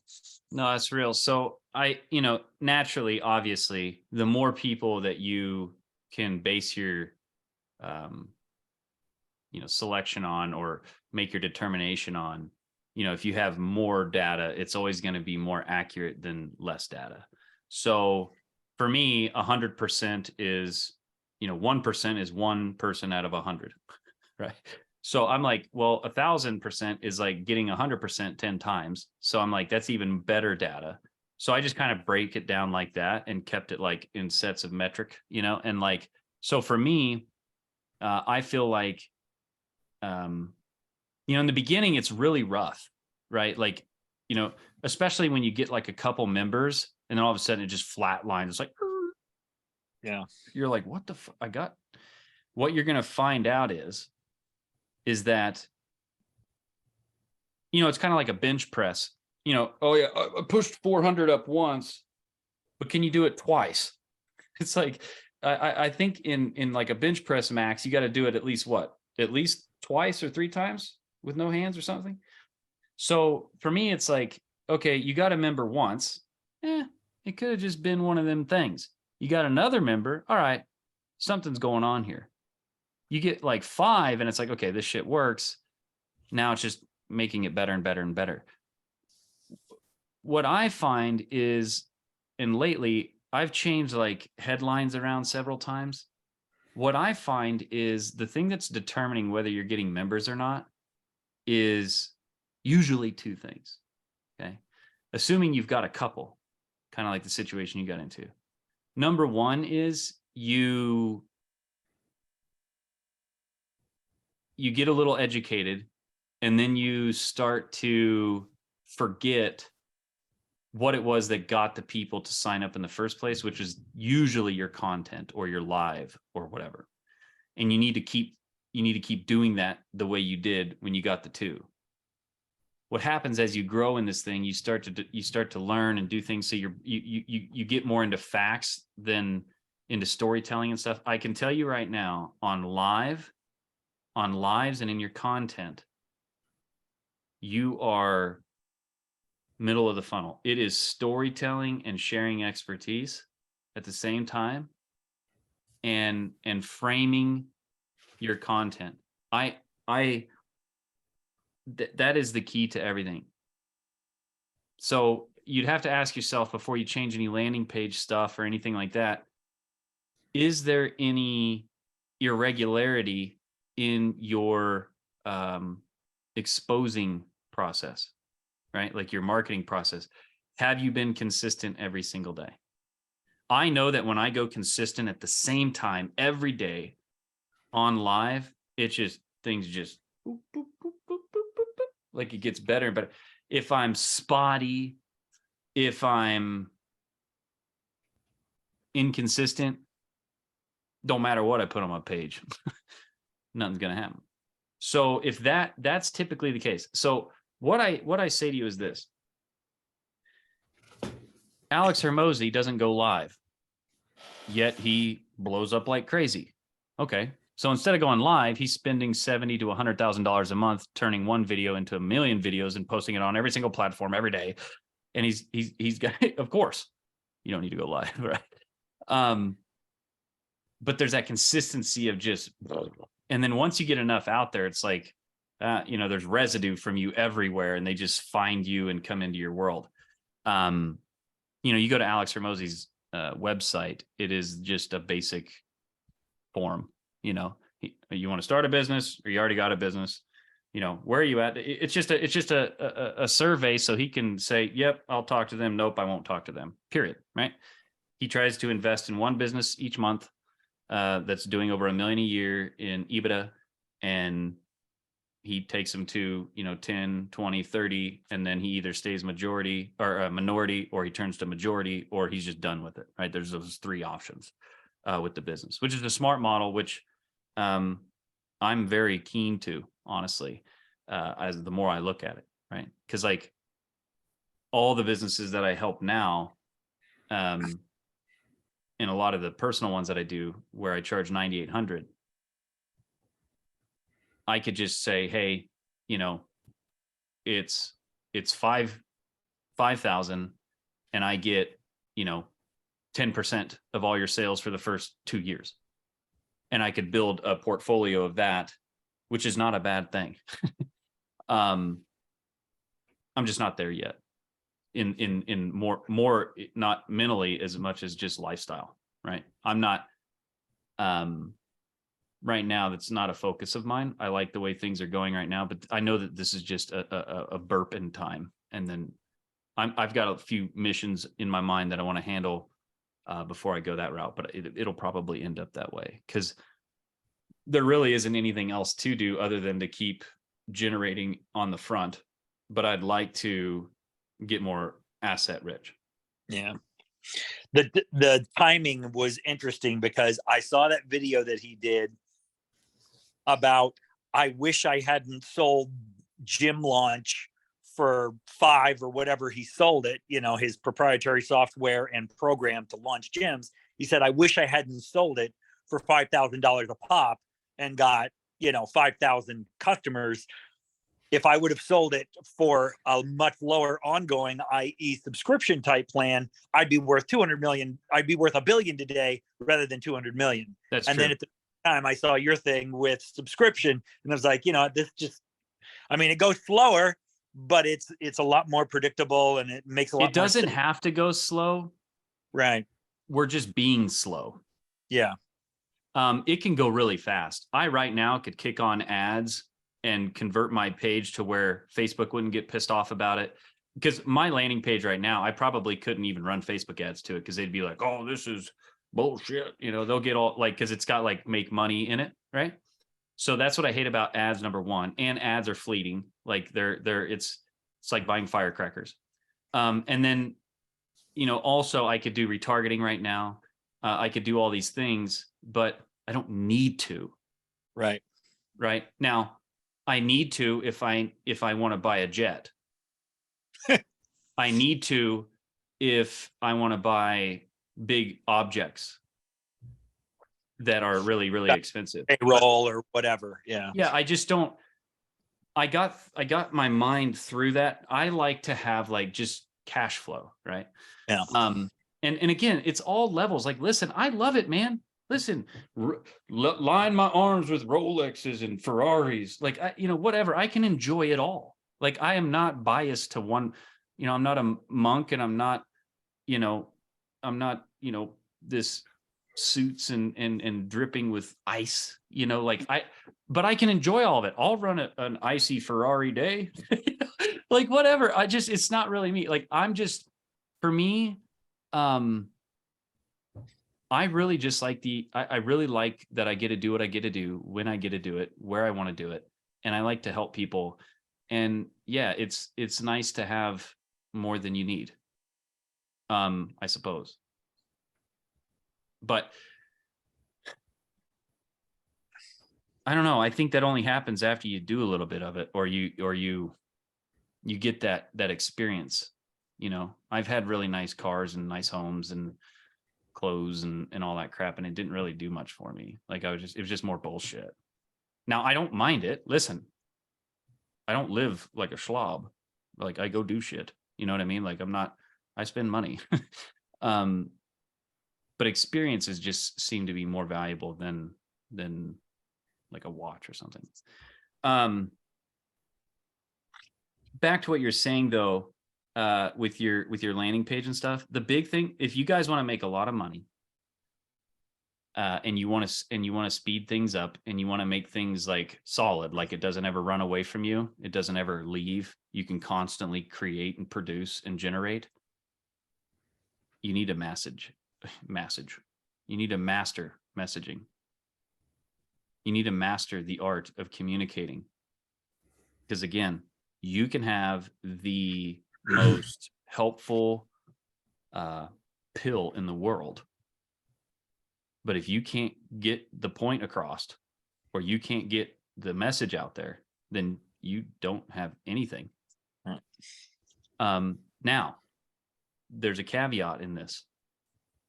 You don't have to do a lot of messaging when you have a pill that can cure cancer in 30 seconds. Because you just go, hey, do you have cancer? This pill takes it away in 30 seconds, guaranteed.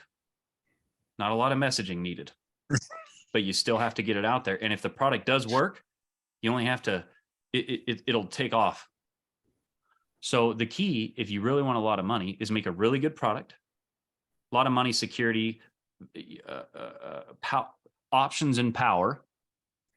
No, I want to be optionless and powerless. Like, who the so if you want options and power, which you should, because you can help more people with power and options than you can without. Okay. Let's get out of the money is the devil. Okay. Guns can kill people, or they can feed families. I don't know what to tell you. It's all about you. But if you want options and power, make an extremely good product, which means it gets the job done fast, easy, fun, less energy, and you get the output that you wanted. And then get really good at messaging. And both of those things mean nothing without consistency. So in order to be good at messaging, you have to be really, really, really, really, really, really intelligent about your customer. It's like, to be really good at fishing, you need to really, really, really, really understand the fish, or you will not catch as much as the person that does. That's it. There is nothing else to it. How do you get good at the people? Well, go hang out with them. People that's, learning about chimpanzees, they go live with them for like 2 years out in the jungle. Right? Go get with your people. Well, how do I do that, Mike? I don't freaking know. You're going to have to stand on the corner and wait till they drive by and try to wave them down. There's social media. Yeah, live is so great for that. That's where I'm finding, that's where I'm finding the people, and especially my age, because I'm targeting, obviously, just by sheer looking at me, I'm targeting somebody who's older. It's the technology that hangs them up. That's the one thing that really, I don't think they doubt so much that they have knowledge or experience that's marketable, because obviously, the older you are, the more the more knowledge, experience, and failures you have to draw upon. So it's the technology thing. They're like, hold my hand through this technology thing. That's their hang up. So, hey, are you old and smart and want to make a bunch of money, but the technology's got you all beat up and like making you feel like you're dumb? Well, listen, I want you to pay attention, because I've got something very special I'm going to share with you. And then just slap them across the face with awesomeness. Yeah. And boom, you're going to, you know, they're going to be like, oh, I like this guy. And then share your stuff. Be like, yeah, you know, I can't freaking stand by telling people. Okay. So in the past, okay, this is easy, right? In the olden days when we were just wearing a leaf over our business, down low, up high, wherever, it was like, if you heard a rumbling in the bush and you didn't check it, it was like, well, you know, they might eat our baby or ourselves. So we got to check. It was like that kind of stuff is what kept us alive. So people are more like attuned to danger, right? So when you go out there, instead of saying, you can do it, it's like, if you don't do this, here's what can happen. That is going to resonate faster than you can do it. Okay. So, or if you do this, you could have this. It's like, if you don't do this, you won't have access to this. And here's what this means. So when you go out there like that, right? By telling people what you don't like, you're also telling them what you do like. Oh, I've been slamming ads on my content like there's no tomorrow, though, and my lives lately too. So, well, imagine every person you meet is like, it's like, hey, Chuck, want to have coffee? Oh, by the way, I've got some coffee beans I'll sell you. It's like, man, I hate this fucking guy. Like, he's cool, but it's just like always about like, he wants me to buy some shit from him. yeah. But that is where people mess up when they're out there marketing. You don't sell in the top of funnel, middle of funnel. Selling happens via email and on the VSL page. People mess this up all the time because they get impatient. You cannot, it's like, if that gal at the bar, or guy, if you're a girl, if that gal for an instant smells on you that you're just trying to get in her pants, it's over. Now, she knows this ultimately, that you're not talking to her because you just want to shake her hand, right? She knows at the end of the day, we all know our role, and we all know like our place in this world and what we do and what guys want and what girls want, and, you know, okay. But how you go about it determines what happens. Okay. And most people are, and you're learning too. So, you know, I probably go a bit, okay, Assad, see you, my man.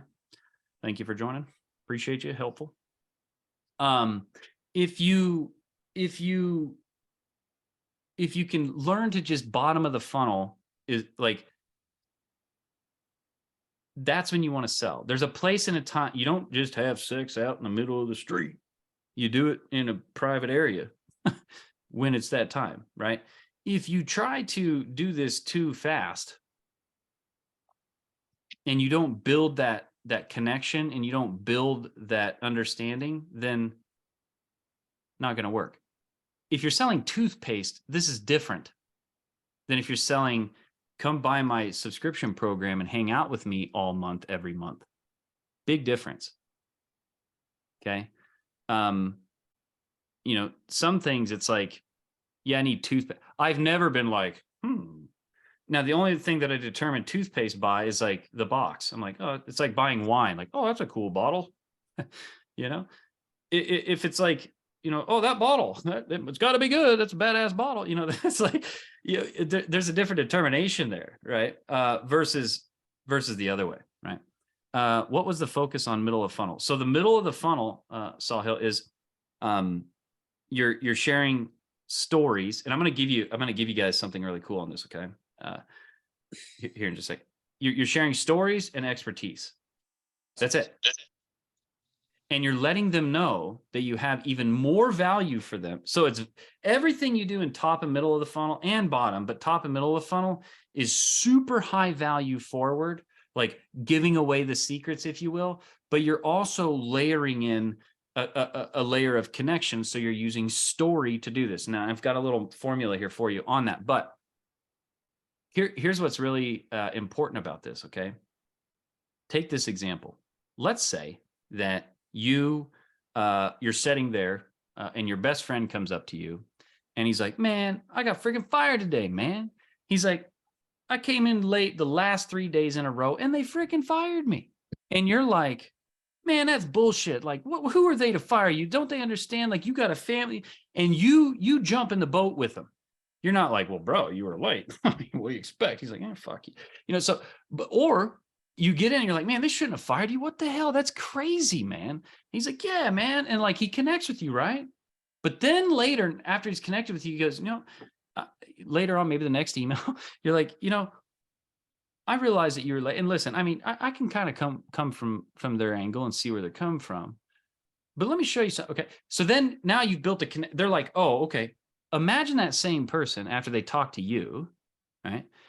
They go home to their girlfriend and they share to their girlfriend, man, I got fired after 3 days of coming in late. She goes, well, what do you expect? You were coming in late. What do you expect's going to happen? Who did he just connect with more, you or his girlfriend? You. Yeah. Why? Because we shared the same beliefs. We had the same belief pattern. And so why do you think Alex Hermosi's doing stories about his dad? Why do you think why do you think they're doing a day in the life of Alex or Layla? Why do you think that they share, he shares like, oh, this is how I dress and do my shoes. This is, how I do my workouts and all this. What do you think he's doing? He is connecting. And once he's got you connected and he starts sharing his expertise, now he's got the magic mixture where he can start introducing bottom of the funnel, where you're heading over to his website. Now, what is this guy really up to? And he's pretty cool, man. He does the same shit as me. He's really connected to me. I get that. Like, this is cool. My homie, he's smart. He's talking about things that I want to know. Let me go check this out. They go over there, or they buy the book or whatever, and then they're like, you know what? That's top of funnel, middle of the funnel. Okay. Here's some tricks. That's top of the funnel. But when you start sharing the tricks in that same movement, you're going, let me show you why I figured this out. Okay. So here's the, I want to give this to you. This is really cool. I'm going to put it in the video. So let's see. Okay. So storytelling process. Yeah. It's 5 steps. Okay. First step is determine who your audience is. Okay. Are you going after your broad target audience? So anybody that wants to make money online, or am I going to a specific person in my broad audience? So I'm going to go from, I'm just talking to people about how to make money online with digital products, to I'm talking to artists that want to make money teaching people how to do art. Which audience am I talking to in this next piece of content that I'm going to do? That's the first check mark that I've got to box out. Okay. So I've got these 5 checks that I'm going to make before I do a piece of content. If you prepare, Alex Hermosi even said this the other day in one of his pieces of content. He goes, it's so funny. People think I'm so smart and I keep things so simple. He goes, I prepare for all these videos. I know what I'm going to say and what I'm going to talk about. Dude. It's like, if you're going to create a video, you're going to go create a movie, and you're just going to wing it the first time. Hey, everybody, glad to see everybody here. Let's just one shot kill. Like, it takes years. Okay. So if you just prepare a little bit for your content, all of a sudden, every action that you do or every piece of content that you create, you can measure it in your bank account. Okay. More than you will ones that you don't. Now, listen, again, I'm all for walking down some train tracks and flipping on the phone and being like, what up? But I'm also connecting with people that way. The only reason I walk down the flipping train tracks, talking in the rain on my lives and doing that shit, is because I want to connect with other people that like to travel and do shit and be random and stuff like that. Those are the people that I like. Period. I'm not like sitting around with a bunch of suit and tie. I can. I just don't. Life's too short for me to be all like, and not that they're that way. I don't know. Whatever. Okay. So anyway, determine who your audience is. Number 1, you check that box. Number 2 is, what's the purpose of your piece of content? Are you inspiring them to take some sort of action? Or are you trying to educate them about your business and product and offering of some sort? Are you trying to give them your company information? Okay. Like, here's what we are, here's what we do, that kind of stuff. Are you trying to showcase your values? Man, I can't stand people that call their girlfriend a hoe. Oh, my hoe's in town. Like, if you talk like that, we're not friends. It's pretty simple. So by telling them what I don't like, I'm also telling them what I do like. Okay, is that what I'm trying to do? Am I trying to connect? Is the purpose of my piece of content and my story, is the purpose of it to do that? Or am I trying to collaborate with other people? Like, am I trying to create a piece of content that will bring more people together on an idea? Okay, so determine what is the actual purpose of your story, aka piece of content. Okay, all right.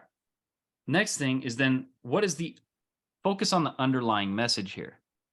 My underlying message at the end of the day is, here's how to make money using the internet selling digital products and programs and processes and services, which is all the same shit. Okay, digital creations that help people solve their problem faster, easier, less effort. Exactly. That's the underlying message. But you have to ask yourself these two questions, because when it comes to the underlying message, it's one of two things. And usually you can blend these two once you get a little better at it. It's like, man, you're pretty good at shooting free throws, but can you shoot free throws and 3-pointers in the same game? Right? Okay. Well, just keep them over there for now until he gets better at both. Right? So some of these you're going to work on them individually, and then pretty soon they just start all blending together. These different frames, you're going to do them individually, and then pretty soon, without even trying, you're just going to naturally blend them together. Okay. All right. So focus on the underlying message. It's one of two things. You're either connecting emotionally with them. So you're going to be adding more what I do and don't like, more family, more me, more private life, more that kind of stuff, more emotions. Here's how I felt when this happened. You're going to be talking more about that in your content, if that's your underlying message. Or are you going to be more data driven, where you're sharing evidence and you're sharing facts and figures and different things like this, so that you can build their confidence in whatever it is that you're talking about? So it's either emotion or data. That's the underlying message. Is this more of an emotional connection or a data connection? Okay. And then how are you going to tell the next thing? How are you going to tell this story? Are you going to do it with audio? Are you going to do it orally, where you're speaking, in a live, maybe a live way? Are you going to write it in a post, in an email? Are you going to make this, something super digital? Is it in person? How are you relaying the message? And then finally, write out the story ahead of time. Whether you're a writer or not, typer, writer, boxes and arrows, lay it out first so that you can look at it, right? Do you think that a movie script, they're just like, they write it one, or they don't even write it? They're just like, next, Bill, why don't you go over there, Bill, and wave at us, and then I'll wave back, and okay. No. Do you think they just write it one time and they're like, oh shit, first draft, Avatar's done? No, this shit takes time. But if you don't write it out, you don't lay it out, you can't refine it and you can't iterate it, because what are you iterating? Your fuzzy little ideas in your head? But if you write it out one time. Hey, Mike, really kind of with that I learned from that Q&A, just maybe a sub style with that. Yeah. Kind of what's your style, rant style, interview, a Q&A, or document on there. So if you want to expand on those. Those are different styles that you can do. Yeah. For a minute there, Mobile Food Mastery, I thought you were warping through space, but it was just the car wash things on your window. I was like, holy shit, this dude is warping. He probably can't even hear me right now. So anyway, the different styles, you can do it that way. You can like present things in like a Q&A fashion. You can rant on stuff, which is really easy to do. But here's so that's okay. So listen, so that's how you prepare like the storytelling process, aka content. If you are creating content, that means you're not in the form that we say content. That means you're not in the selling process. That means you're in the marketing and educating process. So if you're creating content, 9 out of 10 times, it needs to be story driven. That's how humans interpret message. That's how we learn things. Okay. It's just biological almost at this point, right? So no, whether you're talking data or talking emotions, you need to frame it inside of a story. Here's how you do that now. Okay. So I went through number one, determine your audience, broader, specific of your broad purpose of your story, get them to take action, educate, give them, information about your business values. And then number four, focus on the underlying message. Is it going to be more emotional? Is it going to be more data? And then number four, how do you tell your story? What format are you going to tell it? Q&A, rants, the audio, digital, what is the format that's coming across? What style? And then write it out and then do the content. If you watch go back, I don't care which Alex Hormozi video you want to watch. Go back and watch it, whether you can see it laying beside him or not. He's got a freaking iPad there with notes on the goddamn thing. What do you think he's keeping note? And even if you talk to, I've watched it because the cuts are faint. All the cuts and all the stuff, he's literally looking at stuff. He's like, all right, next piece, let's go. And he nails it. I can tell by the way he does it, and it comes across great. It's brilliant. It's obvious. It's smart. Okay. So that's the storytelling process. Here's the next thing. The content strategy. Here's what this guy says to do. He says he does this. It grows his account all the time. Where in the flip is it at? Here we go. Okay. So he says, the outline of it is basically pick a niche within inside of your niche or your niche in general. Okay. So basically, I could say make money online, or I could go into the details of make money online, like list building, product building. Okay. So pick whatever it is, find the concept, find a content concept online, whether you're on Wikipedia, YouTube, TikTok, any social any place online where you can find where somebody else is talking about your concept. If I'm talking about making money online, I could go to YouTube, how to make money online. I could pick a video that has a concept in it that I agree with or disagree with. What I want to do is I want to relate myself to that concept and use that as a piece of content that people can learn from based off something that was already created. You see what John did over here? Now, let me tell you why I wouldn't do it that way. That is some of the most powerful content. And instead of you just, blah, blah, blah, here's the key. Dig back into your past where you solved that same problem you're about to do a piece of content over, or go into your market and find a problem that you can solve and talk about how you've solved that problem before. So that's where the story begins, right? It's like, guys, I was wanting to share something with you about how important list building was. And I went online. And so the story's starting right now. I had a mission and I did this thing. I went online and I found this video here where this guy was talking about how to build an email list. Now, after I looked at it, I was like, okay, I really agree with this, or I did not agree with this. And let me share with you, why that is. And then tell your story. I remember when I was trying to build an email list and I was doing these things and this happened and it did not work, or it did work, or whatever. Okay. And in that, you're getting to share the connection points. You're getting to create some sort of like belief connection with them. Like, oh, they're a lot like me. Man, they do a lot of the things like me, or whatever, right? This is where you're connecting with them. But then at the same time, you're sharing your expertise because you're going to give them some sort of like value chunk out of this that's going to be useful to them towards the main mission and goal, making money online. Remember, you're either helping them make money online, helping them with their health, or you're helping them with their relationships. Ultimately, all of them together, but you're cored in on one of those three. Then you want to frame your story to somebody that is unaware that there's, a problem that they have. So how do you do that? So immediately when you go to think about it like this, you're like, so from watching that, I went out, wanted to figure out, teach you guys something about how this email list thing, building an email list works.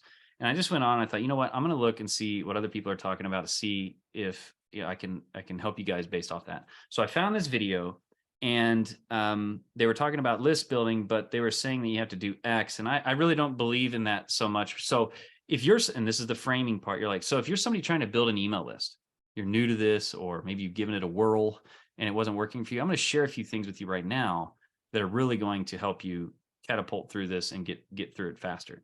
Okay. So the one thing that I want to talk to you about is X. Okay. Now on that thing, here's what happened. I remember when I was growing up, and you can use each of those points. You're framing it to the brand new person, even if they're a veteran.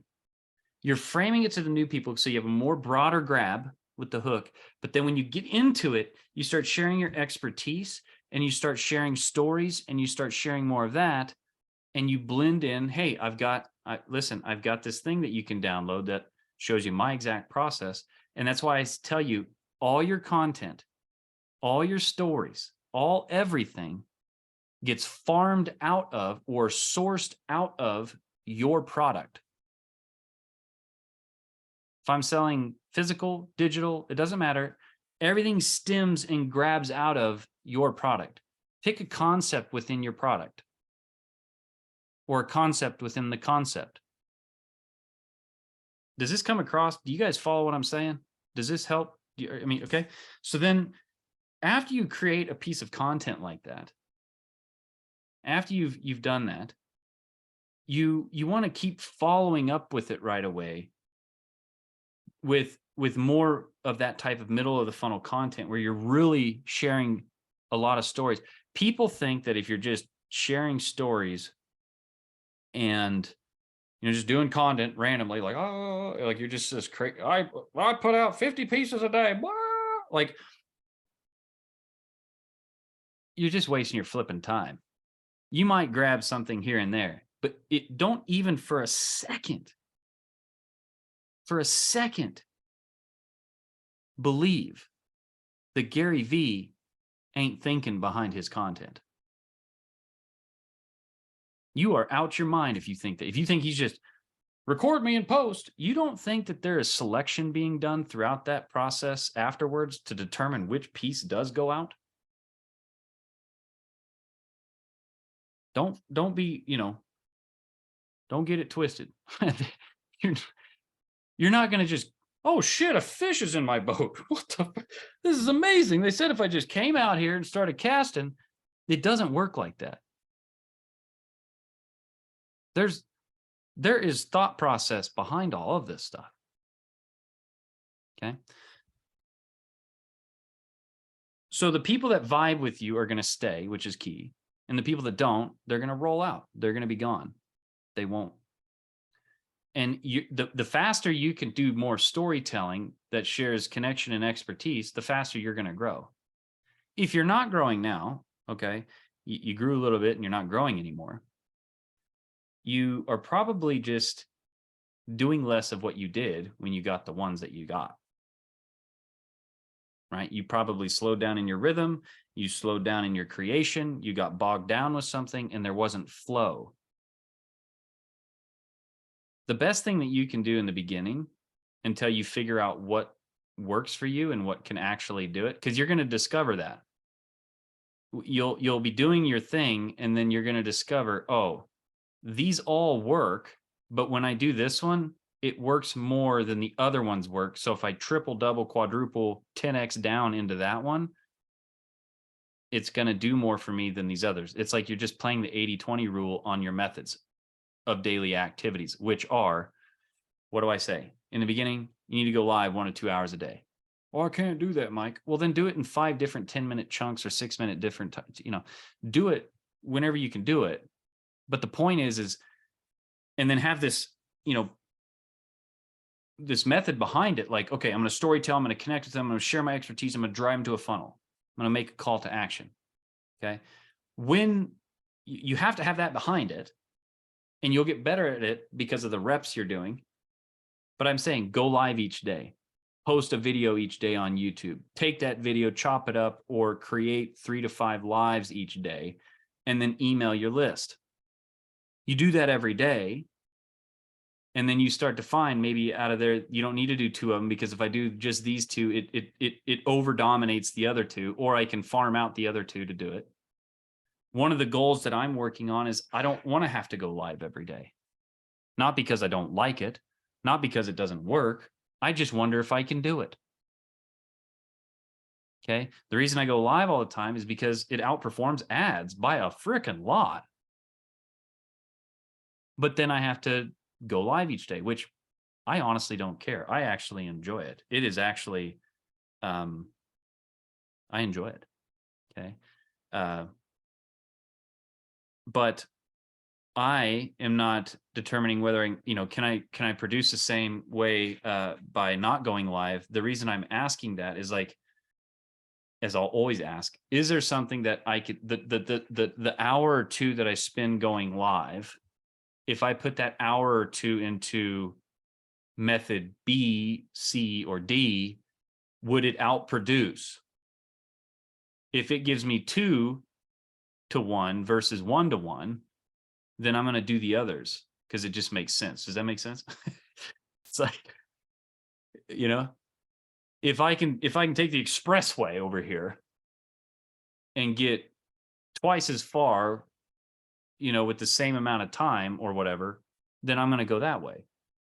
Just because that is the natural flow of events in life. Like water finds the least path of resistance. That's what I'm trying to do with these things. But I do know all of them work. And in concert together, if you can get it all done all the time, you're going to have a lot of people join. When I grew Build Lab the quickest, I was doing it hardcore every day, all the time. All right. And it grew really fast. Then I stopped and slowed down a little bit because of other things. It wasn't like I wasn't like trying to, but it slowed down the growth. Okay. Now, I being transparent and honest with you guys, like, number one, I had a nice nest egg. Okay. Number two, every once in a while, twice this month, I have people that come to me and say, hey, I want you to help me personally. I say, hey, no problem. $9,800. They go, cool. Okay. Those, you get a couple, 2, 3 of those, that's 18, 20 grand on top of the other. Right. That just buys more time.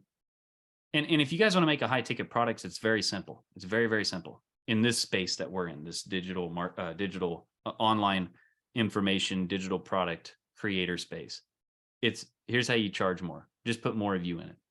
I don't like doing the 9,800s because then I have to, it's more one-on-one time. It's like, I got to spend with one person, maybe 5 or 6 hours personally on Zoom in 5 or 6 different sessions.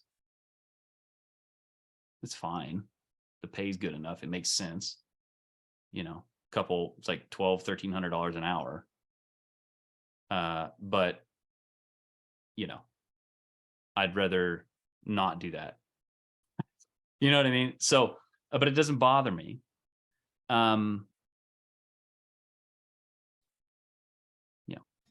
So,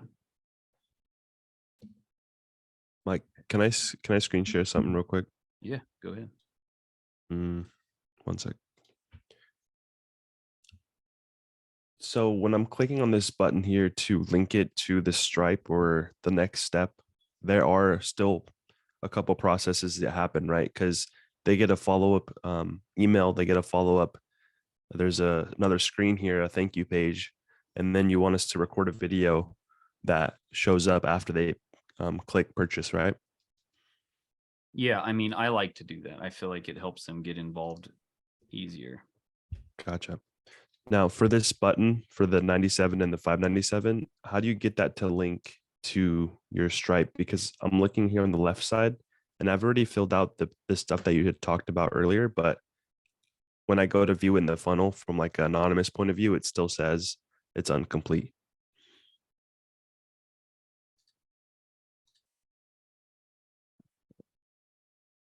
Well, this is an order form page. And if you've already go back to the previous page. So save this and then go back to the previous page. So it's an order form page. Go down below. Just this way? Yeah. See where it says price plans? Yeah. Okay. Oh. No, you had it right. Okay. Choose the type of price plan. Oh, it looks like it didn't save. Oh, I haven't linked it yet, huh? Right. I gotcha. Just save it. Yeah.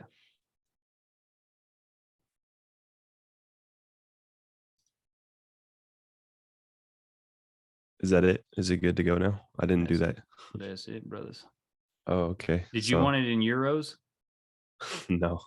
Okay. Does it say it's in euros? Yeah, Bill saved you on that one. I seen it too, but I didn't know if you moved to Europe or something. So scroll Does up, it say euros? go up, just go up to the top and then go to your little head up there and go to settings. Over on the left-hand side, go to manage, or no. It's payment page settings. Yeah, click on that. US dollar. No, I think it's go to, oh, no. Click save, go back to your funnel.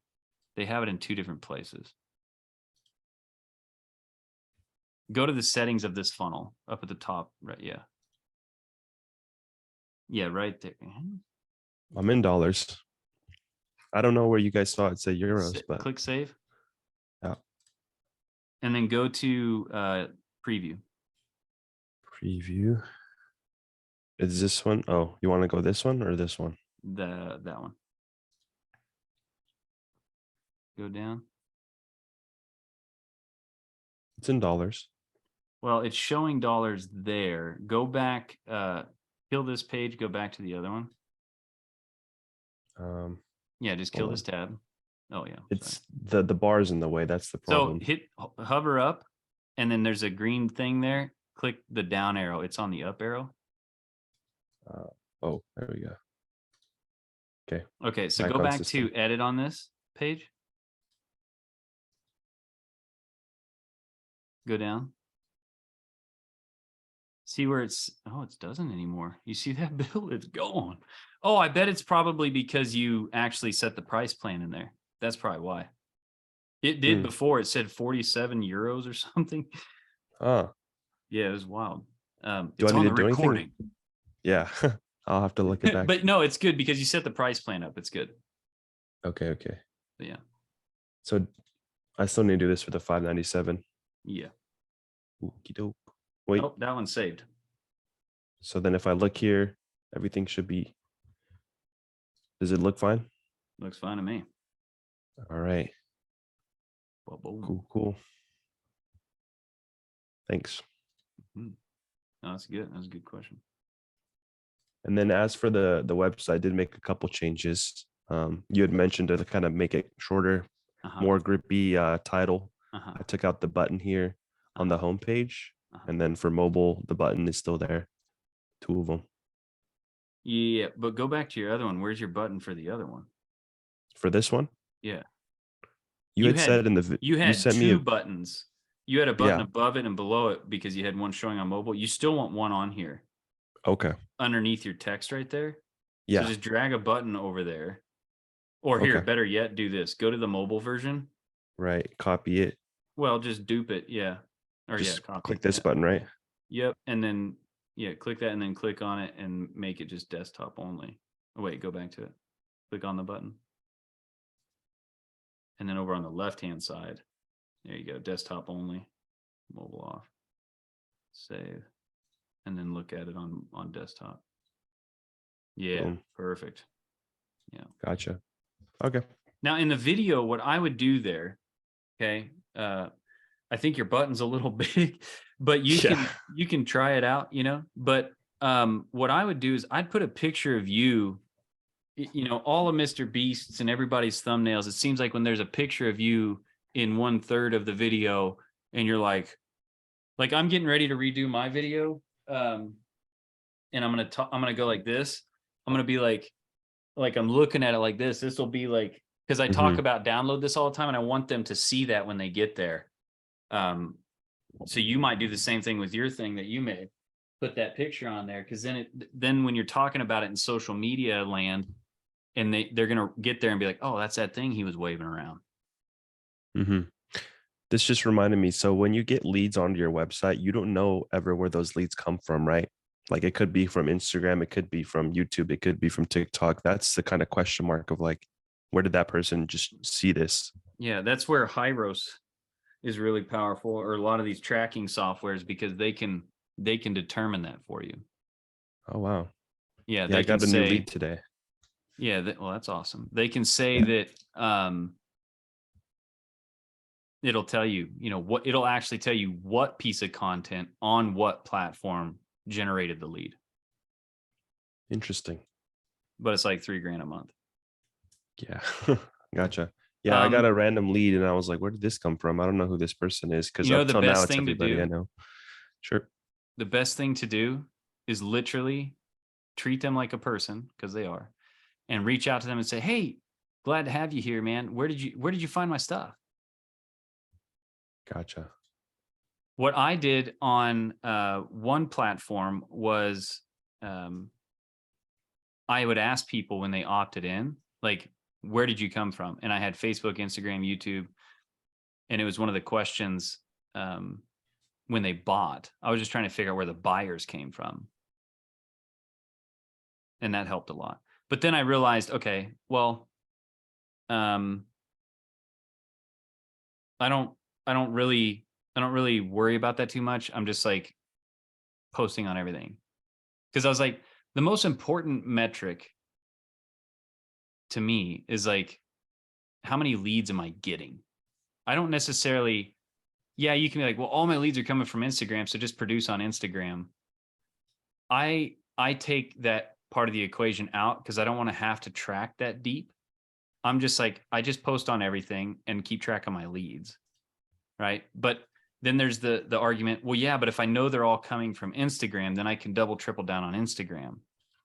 Yeah, that's true. But then you become platform dependent.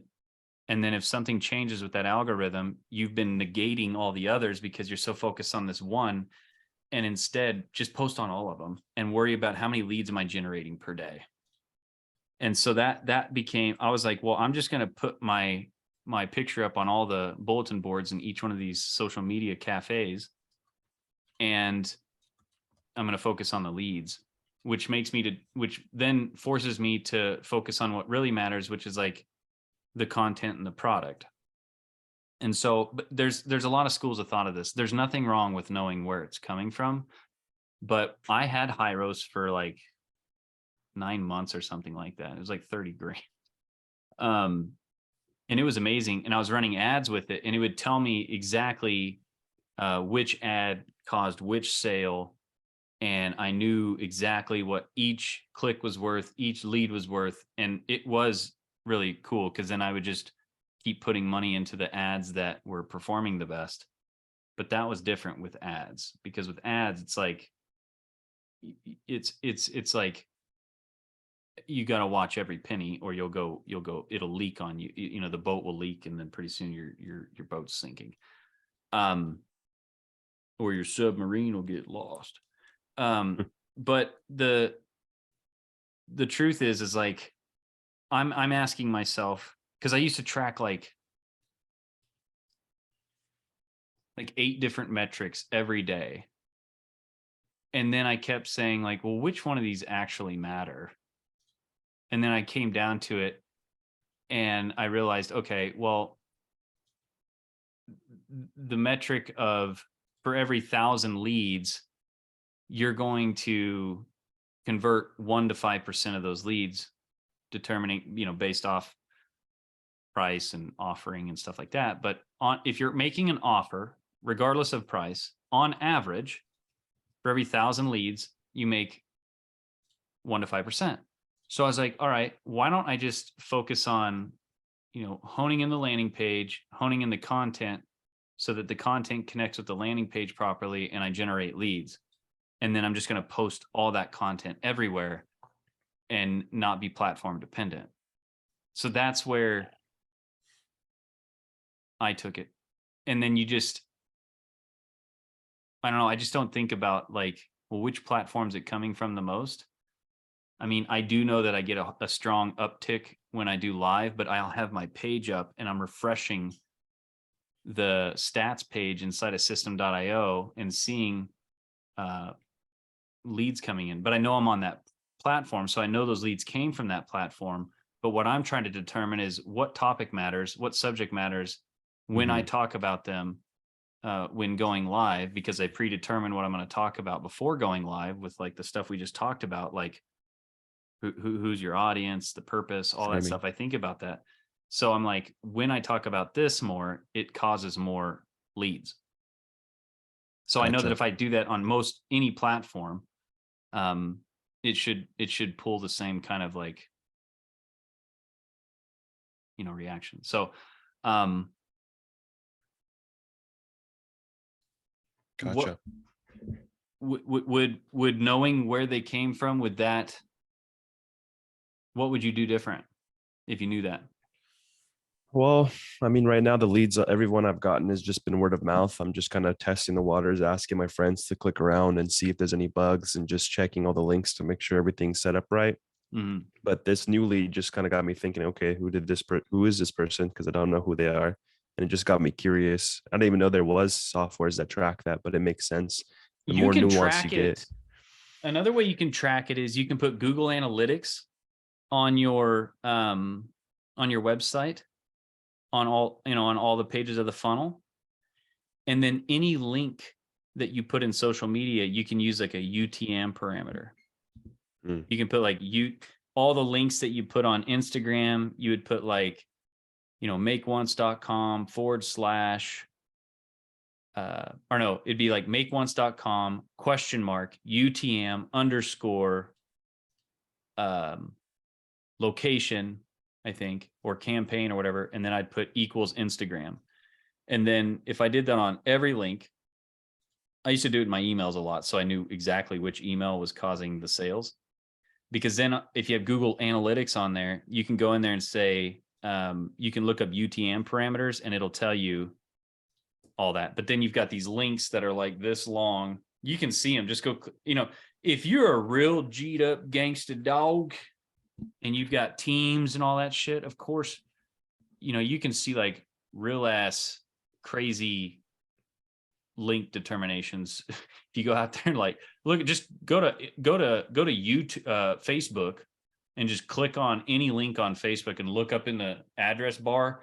And it's like the whole address bar with all these crazy codes and all this shit. All that is tracking it back to that instance, so that they're doing like massive algorithm optimization. That comes, I've done it before. I've done it pretty extreme, but I'll tell you right now, it didn't change my money. And I started to get more focused on all these damn stats, because if you don't track, but I'm like, with like losing weight, you can track all this shit, or you can just track your calories. Because at the end of the day, KPI. Yeah. So the KPI for us is leads. Yep. It's real simple for me when I go see a business, like when people, pay me to work on their business with them, I just ask them like, how many leads are you getting a day? And right then and there, I can find the problem real quick. Mm-hmm. I don't need to know much else. Now, obviously, This is assuming their product works. This is assuming they've got a good sales process in place. Yeah, there's these dynamics, but leads is everything. You think about it, people find things and then they have to get warmed up about them. Top of funnel, middle funnel, bottom funnel. People are not going to just buy something. There is always a process and a phase. And the moment you realize that and determine for it, you'll have less depression and heartache, because you'll be like, oh, my shit doesn't work. No, you just haven't fulfilled the phase. You're only doing bottom of the funnel. All you're doing is sell, sell, sell, sell, sell. That's why Naval Ravikant says people that don't know how to market, people that sell don't know how to market, and people that market don't know how to build a product. That's what that means. So selling is bottom of the funnel. That's all you're doing. Sell, sell, sell, sell, sell, sell, sell. Yeah, you'll make sales, but you won't make as much sales as somebody that knows how to market. And the marketer, they'll make lots of sales, but they won't make as many sales as the person that knows how to build a product, or the company that has a really, really strong product. So the stronger your product, the easier and the better the marketing. And it's just like slippery dippery on the sales. Like you don't have to, nobody's like, for instance, like Tesla. Nobody's like, you should buy a Tesla. Oh, there's no like Ferrari doesn't have like the sales per. I mean, when we went and bought our Porsche, it was like the sales guy's like, oh, and it does this, and hey, it was like we came there with the money to buy it. There was you know what I mean? Nobody sold. I never talked to somebody that sold me personally on the Porsche. It was just like I knew what I want. I went in. The product was already good. I went and bought it. Like I didn't need somebody to sell it to me. I sold myself on it based off what the product actually does. So it's the same way with like they have a really good product. The Porsche dealership we went into had one sales guy and a manager for the whole store for the whole day. Right. So it's like your product too. Like the better your product gets, like Alex Hermosi says with his 99-cent book, he makes 60 G's a month. It's a good damn book. So he did some marketing. It sells itself now, and people are doing the referral game because it's so good. I only like, I liked Porsche because I just seen one. I'm like, oh, wow, that design is awesome. Good product.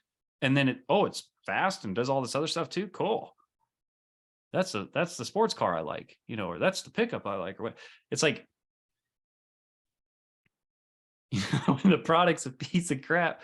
Yeah, I know this van's got 400,000 miles on it and the back seat's broken, but listen, I'll tell you what, the product sucks. So you have to sell the shit out of it, right?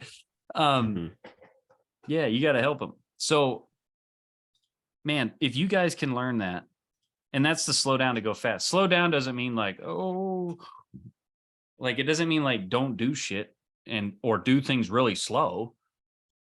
It means slow down and get the right components in there before you speed up, before you go fast. Slow down to go fast. Slow down and make the product good, but not slow down like do a live once a month and post, every other week. It means when you go to post, slow down and prepare your post so that when you post it, it actually works. That's what slow down to go fast means. You can just run out there and start fishing, or you can slow down before you go fishing for a moment and say, okay, what are we fishing for? What do they bite? What do they eat? When do they eat? And then go out there and catch fish. Or just cast all day and be like, God damn it, my arm hurts. That's the slow down to go fast thing. Doesn't mean be slow. It means before you do it, take a moment, prepare it, then go. It'll two-step to one step versus somebody else. And allow yourself to fail. Holy crap, have I learned that more than anything this year? When I'm diving into people, and I knew it was there before, but diving into people, I see so much of how people are like, well, before I do it, I just wanted to make sure. When I hear that, I'm like, dude, that's how fear approaches you in this business. You're scared to look silly. That's probably one of the biggest things. You're just scared to look stupid. You're just scared to publicly fail. Unlike an Elon Musk that's like got 100 and something odd thousand people on a live stream. It was like almost 500,000 people on this live stream, or maybe it was over 1 million. And over 1 million people live watching this thing just explode. That took years to even launch. But the data they get back, the next one's just going to launch faster, longer. The next one will launch faster and longer. It can never happen without that stuff happening. The kid that I have mowing my yard, he's got this like massive mower. Oh shit.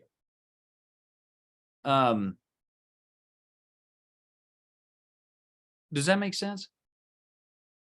And I don't know if you've ever been through this part, but when I was broke, it was like, I'm so tired of being broke, man. It's like, God damn, I've been broke forever. Like if I could just not be broke and just have more money than I need for everything that I'm doing. That was kind of like the thought. And it was like, damn it. It's like, God, this, my life is just bleh. Like, it's just like miserable. I'm broke. I'm borrowing money. I don't know where. And then as soon as I got money, it was like I never was broke. In an instant, it was like, damn, who are these broke people? I'm like, what?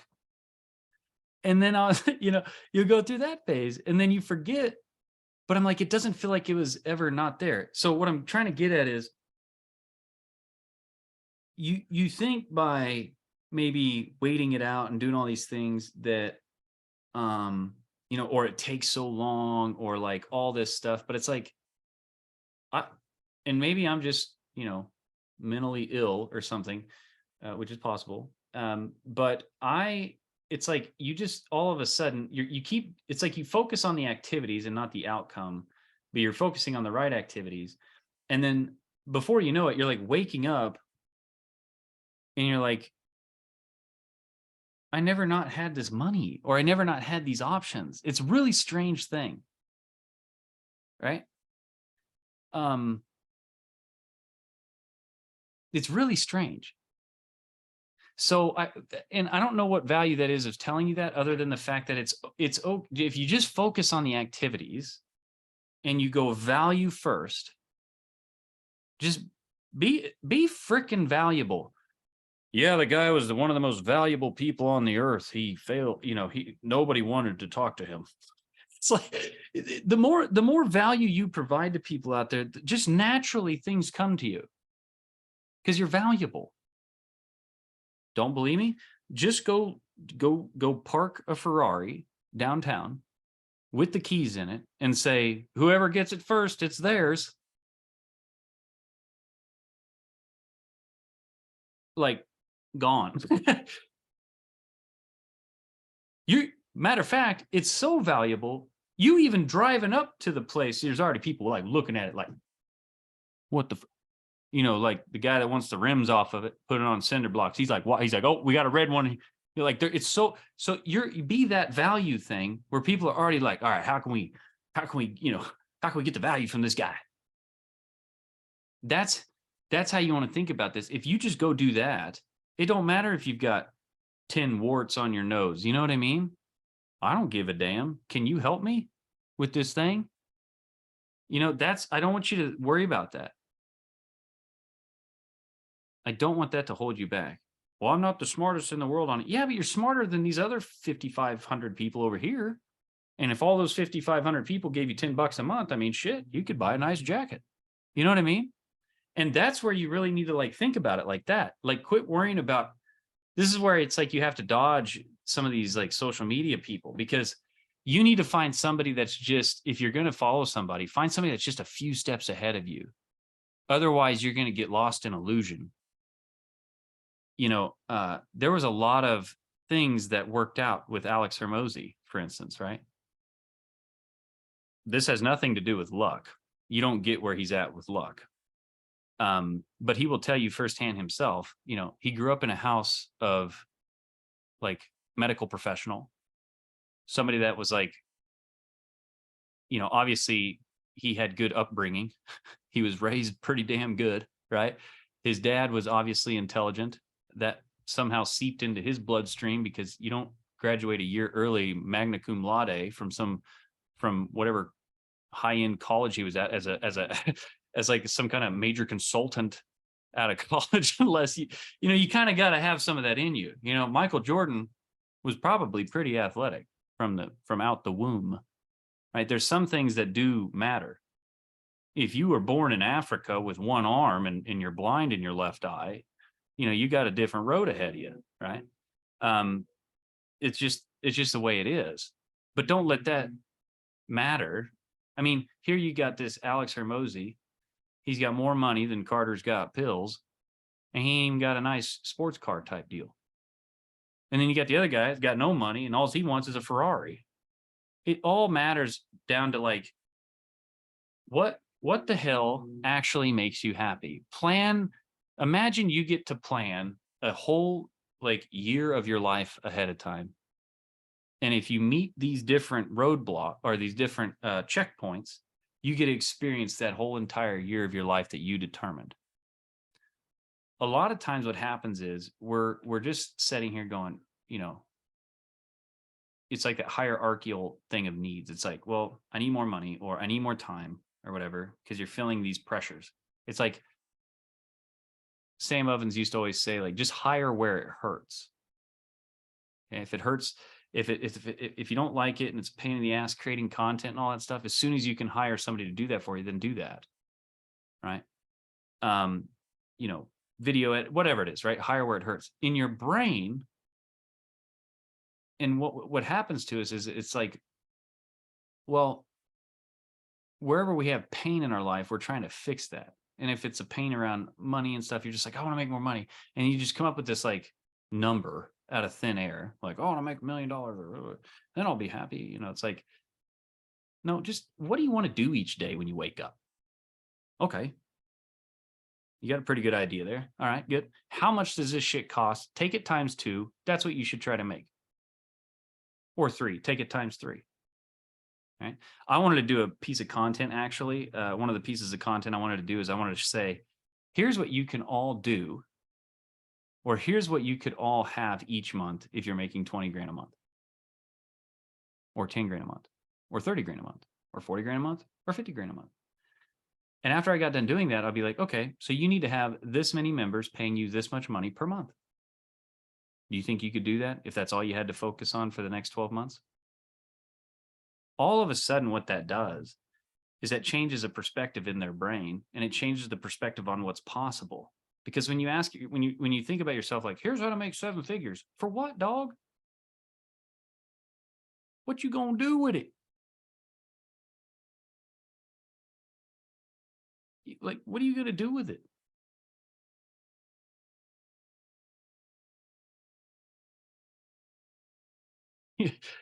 You've lived your entire life, and you'd probably say, if you lived a good life, yeah, pretty good. And you've never made more than 50,000 a year. Now you're like, oh, imagine just making that a month. You'd pass out. You know what I mean? Now, to some people, it don't matter, but to them, it's different. Grant wants a goddamn plane. You know what I mean? Do you get, does this help at all what I'm trying to say? I sometimes feel like I'm like being like, oh, I don't care, you know, or like, don't worry about money. I'm actually saying, like, get it really dialed in so that you're not a stressed out, confused person cannot help people very well. And if you're stressing about like how much money and like this and that and all these things, you can't perform properly. And if you got all this pressure on you, that's like dumb pressure, you're not gonna, it's not gonna work for you on average. But if you're like, man, all right, to live, because once you get to that lifestyle, then you can say, you know, I'd like a little bit more. All right, what do I got to do? Well, I've done this, like, you know, then you can just upgrade because you already know how to do the one. You just do or figure out how to do more of what you're already doing, right? Scale.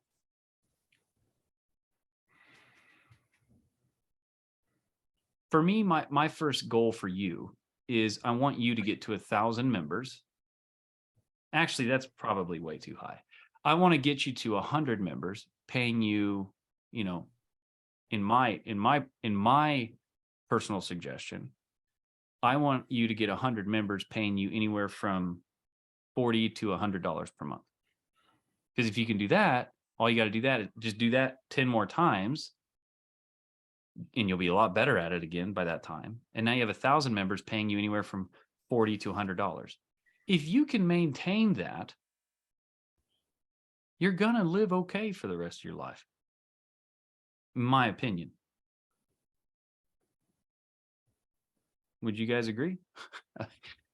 If you had 40 to 100,000 a month coming in? Mm-hmm. So, which is ridiculous, by the way, money. It really is. I don't give a shit who you are. if you make like what 50 or 60,000 a month, you're like in the top 1%. I think it's even a little bit smaller than that. I mean, what the hell are you gonna go buy? See you, Sale. All right, brother. All right, well, let's get out of here. I went, damn it. I thought it was freaking Jesus. I went way over. One last thing before we go. What can I do to help you better?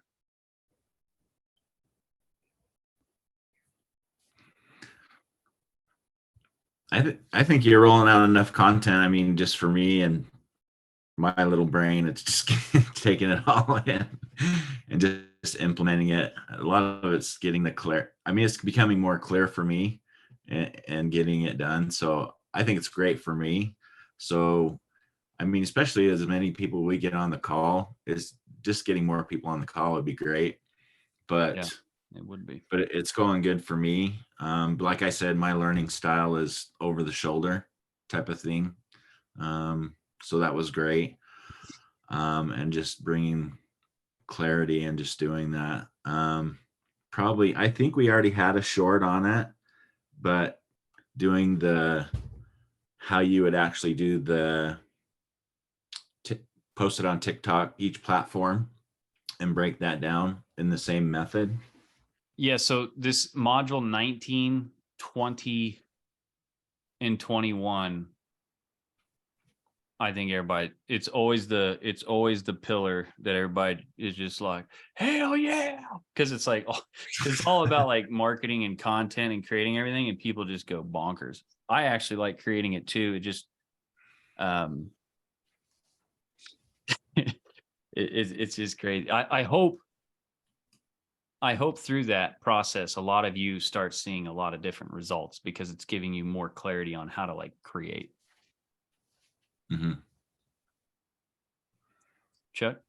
Yeah, and I guess my big thing is, I've got the machine in place. I've had the machine in place for a while, and I'm just cranking out the content. I'm making the offers every day. I've got the little tag on the end of all my videos, and I'm not trying to, 9 times out of 10, it's not, go join Digital Launchpad. It's, hey, get this free training. I'm going to give you this PDF whenever you go to my email.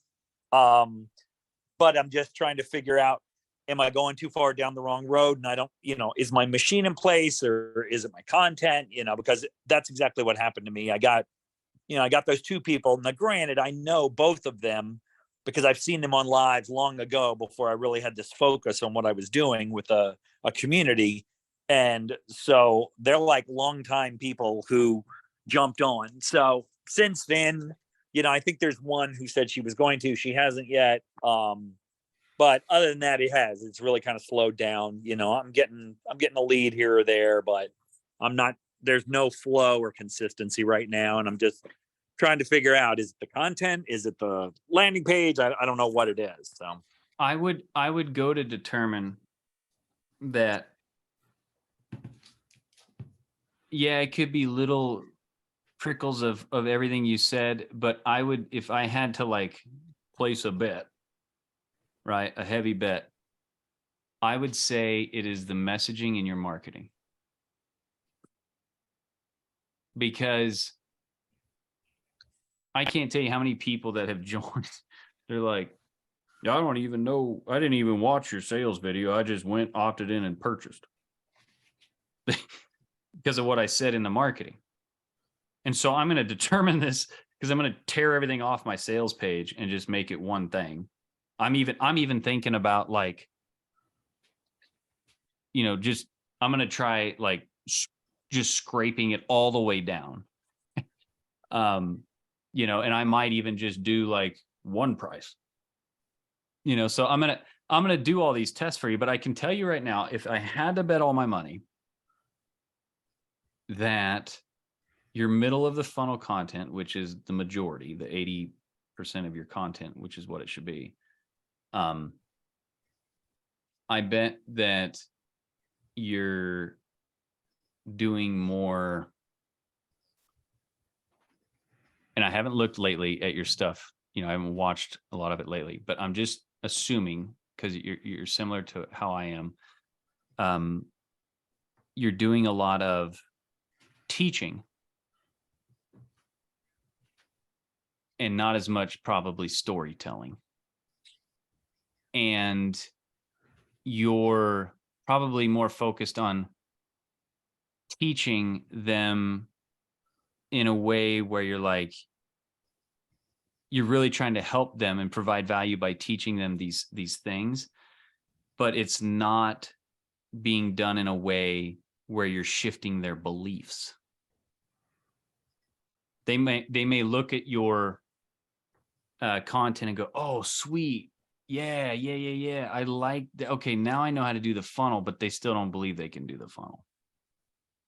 Or they still don't believe that, yeah, I know how to do the funnel and I think I can do it, but man, I don't know how I'm going to be able to, you know, do this around, you know, I've got kids, man. I've got this job thing. And then, or the belief that, you know, yeah, this product really does work. He's teaching me a lot of cool stuff. I don't know if that's really in his product or not. I mean, I assume it is. But what happens is you get more into the teaching mode instead of more into the belief shifting mode. That's what you have. And this is something that happens. You normally probably wouldn't learn this early into the phase, but you've got a program, you've got us to help you. And it's a constant learning myself, but you think about for everything that you teach, ask yourself, now, what kind of little story can I tell about myself or others that would help them shift the belief that they believe they can do it? They believe that the outside things stopping them won't stop them, and that they think that the product actually works. And if you shift into that and you get more consistent, okay, with your showing up, which I assume maybe you are, okay. Just remember, until I believe I can do it, I'm not doing it. You ain't jumping the gap unless you know your ass is getting to the other side, because you ain't going to die over this deal. So just remember that. Until I believe that I can do it, I ain't doing it. Until I believe that toothpaste is good, I ain't buying it. So what's more important? Knowing how the toothpaste works and how we built it? Or sharing stories about how somebody or myself used it when you know, my teeth were really falling out, you know, and all this stuff. And then I started brushing with this a few times a day. And I was literally like, man, I hope this works because my tooth, you know, and then all of a sudden my tooth got better. And I had to do it while I was driving to work because I had so many things going on, you know, but it did after a while. They don't give a shit what's in the toothpaste. They just heard that story like, let's go. But when you can add examples of, you know, the whiter teeth, this helps. This is data, but it's more, we buy based off of emotion. The data just helps us believe our emotions more. And so, like I said, when I hear people say all the time, well, I can just learn how to do funnels on YouTube. I'm like, go for it, bro. But that ain't what does it. It ain't just having a funnel. It ain't just posting. There's a science behind it. If I went and tried to make an apple pie from scratch and you laid all the damn ingredients on the table, I don't know, you know, but if I had somebody show me what order to put the ingredients and how to, like, you know, knead the dough, you know, it's like there's shit involved in it. It's like knead the dough. You get in there and it looks like shit. But grandma's like, when you do it, just turn your wrist down a little bit. Now all of a sudden you got it. And this is where you're at with this stuff. So, you know, and telling me that, you know, those people were kind of a predetermined deal a little bit. Like there was a bit of connection there prior. To me, we need to get some people you don't know from Adam to join. Right. So I don't know what your consistency schedule is each day. Hey, Chuck, what's the kind of the problem people that you deal with, their solution? What are you solving? it's mostly the tech. The people that I get on my lives, especially the ones my age, are like, I just don't know where to begin, or I don't think I can figure out this tech thing, and that's why that's where I'm talking about the templates and things like that. And I'm big on using the phrase "mad lib it together," because my generation understands what that is. And I guess younger generations are still doing Mad Libs, but that's how I know. That's who I'm talking to is, I was like, yeah, you take this little template and then you Mad Lib it together. You take out what, doesn't make sense for your business and put it in. But I said, the technology is all the same. And, so it's the tech is the one that the one that I get, or they just don't understand how to take what they have here and put it into a format that they can teach others with it. Okay, time. So yeah. Okay, I see this too. The two things right there. Okay. The first one, the tech. What I want you to do as homework when you jump off of this call, Chuck, I want you to write down, what are 10 stories, or 9? Let's do this. What are 9 stories, 3 in each category? 3 stories you're going to create about the tech part. This is all just about the tech. Okay. Mm-hmm. What are 3 stories that you can share about yourself or someone else that after telling that story, they go, I believe I can do this. And this is a person saying that I'm not good with tech. I don't believe that I can do this because I'm not good with tech. What are 3 stories that you can come up with and share that they would go, oh, maybe I can do this? Okay, number 1. Number 2, what are 3 stories? This is all about tech problems yet. What are 3 stories that you can share about your life or someone else's that they would say, yeah, even though I'm not good with tech and I don't have the time to learn it, so this is something on the outside, the external stopping them from doing it. What are 3 stories that you could come up with and share that would erase that, tear that belief down and rebuild it in a positive, in a way that they go, I can do it? And then what are 3 stories that you can share about yourself or others that would help them determine that the product actually helps them overcome tech? Okay. And do that exact same thing with, I don't know how to get this thing out of my head and turn it into a product. Okay. I promise you, if you do that, here's what's going to happen. You're going to have anywhere from like 3 to 5 or 5 to 7. I don't flipping know. A handful of stories that every time you lay it down, it does the trick. You'll have these home run stories that you get. Okay. Bill tells them all the time when he's teaching martial arts. I teach them all. I share them all the time when I'm doing it. You have these core stories that help people overcome.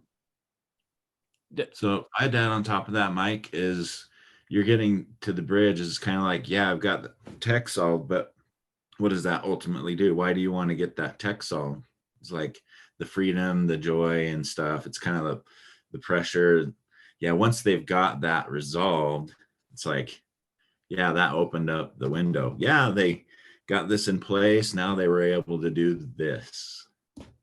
Yeah, I mean, no. And they don't really care about that. I mean, it frustrates them, but once they got it out of the way, that's part of your story. When they hear like templates and all that stuff, which I do the same shit, like I say the same thing, they hear that and they go, yeah, but it's like in their mind, there's still no like starting point, or they're like a template. What do you, or like, yeah, you just, this that makes it easier. Yeah. They're like, but what is it really like? What do that's, you know what I mean? And it's something that I work with too, but I'm like, that's where like showing them on the board a lot, but I always like veer off into like a story or a rabbit hole. And then I apologize for it. I'm like, oh, I didn't mean to get down a rabbit hole, but I knew what I was doing. So I was giving them credit back for their time. It's like a little thing. Like, oh, I don't even want to, I don't even want to tell us, but the reason and I know it's a way to break into it without them like, and I know this all sounds like we're doing some kind of like magic show on people to get them to buy stuff. But the truth of the matter is, listen, you know, I got to get you to quit smoking. And if I have to trick you into getting your problem solved, then God damn it, that's what I'm going to do, because my goal is to solve your problem. That's how I look at it. If I trick you into getting in shape, are you really upset with me? Like, if I trick you into making more money each month by working less, doing what it is that you love to do, are you mad at me? Like, now, if I'm trying to convince you to be something you don't want to be, and I'm tricking you into do it, that's a different story. All right, now we're getting into problem land. But using these techniques and these things, I really just try to lead with stories. Remember one thing, like, humans learn through stories. Okay. This is one of what we're talking about now is the hardest part of this whole thing in any business.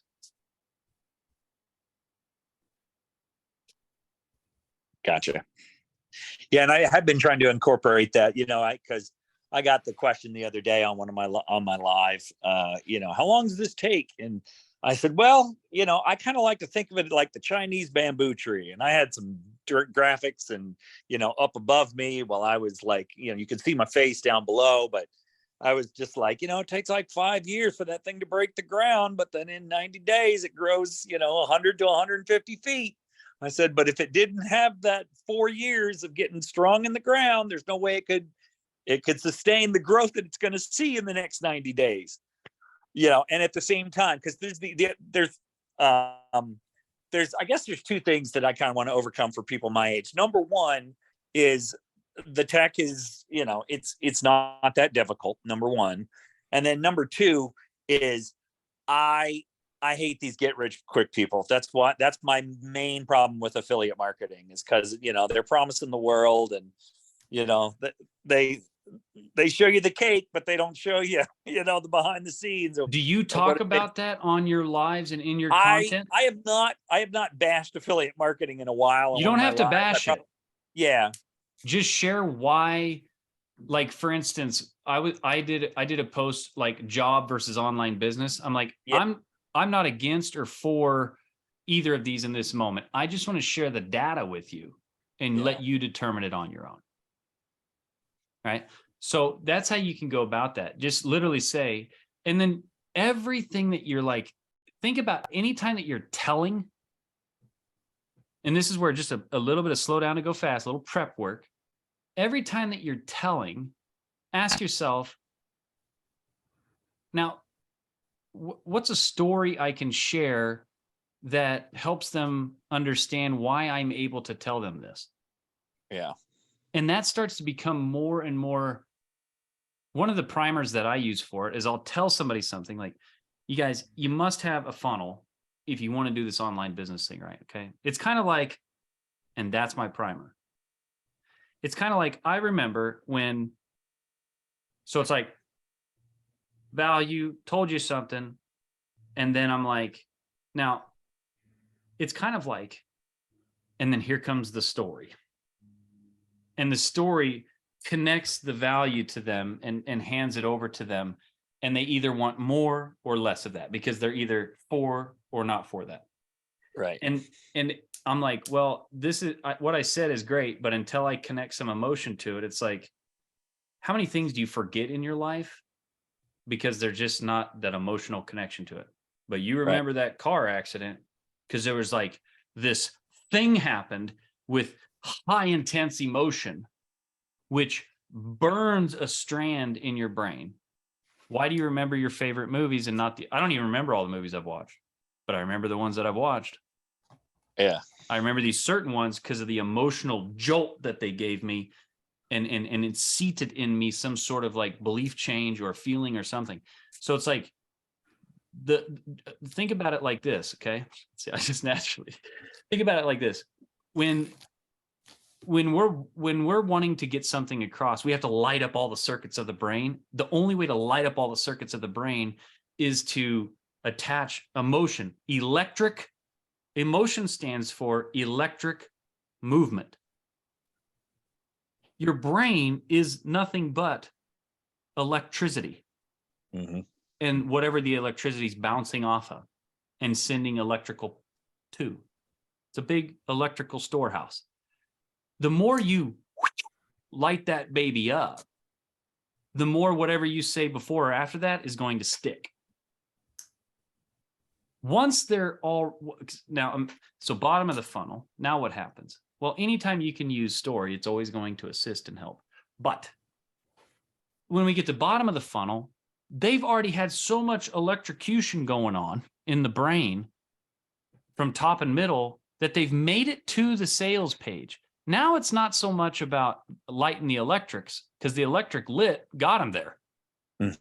Now it's like, let's hone this electricity down to make a decision. That's where you're saying, that's when you start getting into the black versus white, this versus that. You got two options here. You can A, da-da-da, or B, da-da-da. That's bottom of the funnel stuff. Middle of the funnel, I want this. Oh, I can do it. Like, that's what I'm trying to get going on. And I intertwine data in with the emotions so that they can justify their feelings. Well, I am excited about this, and I should be, because if every 1,000 leads turns into 1 to 5% in sales, that's 10 to 50 sales every 1,000 leads. Yeah, and I can do this. Holy shit.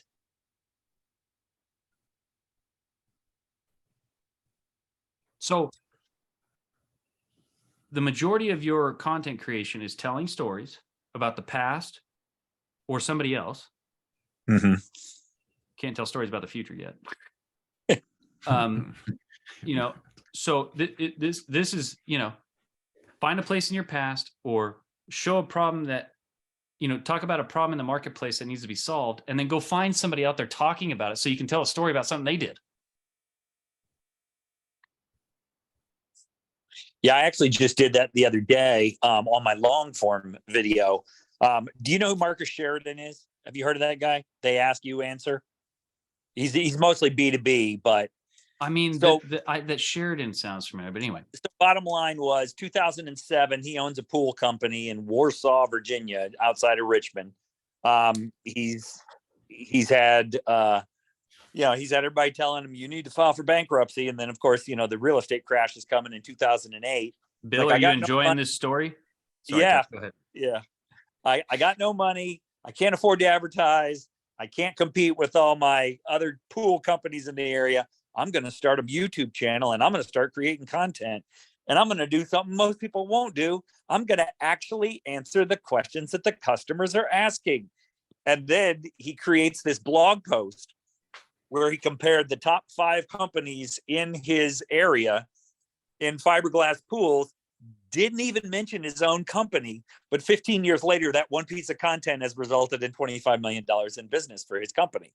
He was the facilitator of a message of somebody else, so he gets the credit for it, because if he wouldn't have facilitated the concert, we couldn't have watched the people playing in the concert. Right. So, and he said, he's even been interviewed on like New York Times and stuff, and he said, oh, and so you didn't put yourself. He's like, no, if I put myself in that top 5 list, I lose all credibility right then and there. But they got, the curiosity killed the cat. And not only that, but his competition said, hey man, we saw you mentioned us in that blog post. Can we put that blog post on our website? Sure, go right ahead. So I'm going to be teaching you guys this method. It's like the event method, where it's nothing about you, but you bring experts together that are different little positions in your business. Like if I had a football team, I would bring a bunch of gurus together that are a guru in wide receivers, quarterbacks, running backs, and nothing would be about me. It would just, I'm facilitating this, hey, thanks for getting on the makeonce.com, guru event. I've got these people coming in. And by facilitating that, I get a lot of power from that, because it wouldn't have happened without me. But I'm not selling, I'm not pitching, I'm not doing nothing. I'm literally the facilitator. Number one. Here's how you do that on social media. Okay. Everybody's thinking about, well, the only way to do social media is if I create a video and put it out there and people engage with it, share it, whatever, right? Yeah, that's fine. But just like fishing, the fish are already there. You just got to go catch them.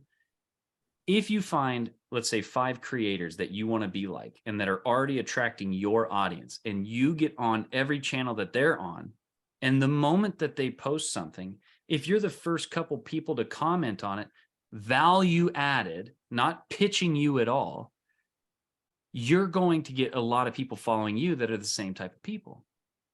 So it's kind of like this. Here I go again. Imagine there's a concert going on. This shit just happens. You'll learn this like process, but imagine this is a fake story, but it still works. Imagine there's a concert going on, right? And at the concert, everybody there wears black eye makeup, and you happen to sell black eye makeup. Somebody else put the concert on. Somebody else is singing in the concert, but you show up and you start handing out free black eye makeup to everybody. And you tell them, if you want more of this, then come over to the black makeup place, and I'll give you some. You can do this too, but people are like, I'm like, all right, dog. You can sit there at your desk at work sniffing your partner's gas, or you can take that 30 minutes, even though it stinks, and you can go out and provide value on somebody else's post that's getting a bunch of attention. People are gonna. Have you ever watched a YouTube video and you go down in the comments and read the comments? Has anybody ever done that on here? Mm-hmm. Mm-hmm. Yeah. I got so much in creation mode because, you did say, shut off the rest of those people, do more creating and less consuming, and don't get in your head. But you're not consuming in that way. You're producing. True. But you're figuring out where to produce. There's a difference on going to social media and just watching a podcast to watch the podcast, which there's nothing wrong with that. I do that shit. Okay. When I'm on the airplane or walking to the next exit or driving to the gas station or whatever, I will do that. I will watch like something that I want to learn about, whatever. Okay. But when I'm in business production marketing mode, I will go out and find those videos, and I will go out and find those tweets and those Instagram posts and those TikToks. And I will go find a place where I can leave a trail or leave some value add. And you get some really crazy people from that. I did a post the other day. It was on, I read one of Naval Ravikant's tweets or whatever, which is, I think, a bot. Okay. But it's so good that people just, I think, leave it. But I went on there and they said something and I said, imagine this. And I said something that was even in my opinion, even more pertinent to that quote. And I had 26 people reply. And I'm like, holy shit. And like, I went then and took the 26 people that reply. I took the last names of some of the people that had high tweets, and 4 of them out of the 8 that I looked up, so 50%, joined my email list. And I was like, well, so I think that if, Brad Pitt's having a dinner and you're sitting around the table, even though it's about Brad and the other people, I think you probably will get some credit for that. Gotcha. You know what I'm saying? So if there's other facilitators out there, that's cool. Show up to the party and just be the guy. Dude, that guy, I don't know who the hell he was. Did you see him? He come to the place. He come to the party. Dude, that dude had so many great ideas. Like, it was amazing. Right? And so you want to be the guy at the party that everybody's talking about, that you were just so fun and helpful and great and all these things, right? Because that's how this is networking 101. But if you just provide value, and every time somebody bumps into your name or image on social media, they walk away going, God damn, that was good shit. Like, I'm going to use that right now. That's a good point he made. I know that he said that, but the point he made from that was, Hey, Mike, real quick question. What package do you need on vidIQ to be able to search out and filter the YouTube? cheapest one? Yeah, it's like cheapest one $10. to do? Yeah, I think it's $10 like, a month one. Yeah. Okay. That's Thanks. a great one. Another process that I've been doing too is come up with come up with one of the pieces of your puzzle. Okay. So I've got 9 pillars. So I pick something out of one of the 9 pillars, the concept, and then I go, okay, imagine I don't know this and I'm trying to know this. And I go search that on social media. And whenever that concept comes up, now I instantly have given myself the ability to create a piece of content based off that content that was created. 2, I know most of the comments and questions down there, if they're not silly ones, are going to be something I can provide value on to the nth degree. And you don't have to promote yourself. A pretty woman doesn't have to tell you to come look at her. Right. Okay. So if you go out there and just provide value, they'll do their own homework. People are smart enough now. You don't have to self-promote. But every once in a while, it's okay. At the right stage of the game, right? In a sense, you're always doing it because you're providing this value and you can be clicked on. And there's nothing wrong with every 10 pieces or every 5 pieces to be like, yeah, and by the way, I sell jean jackets, there's nothing wrong with that. But the majority of the time, we don't like those self-serving, boastful, all about buying my shit people. Right. We like people that are just super cool and then they get on with their business and leave us alone and don't ask us for anything. You can be that guy and that can sell you a lot of stuff as long as you have a place, if they do get snoopy, that they can go. Yeah, that pretty girl, you may not be able to ever get with her, but you could probably go talk to her and she might.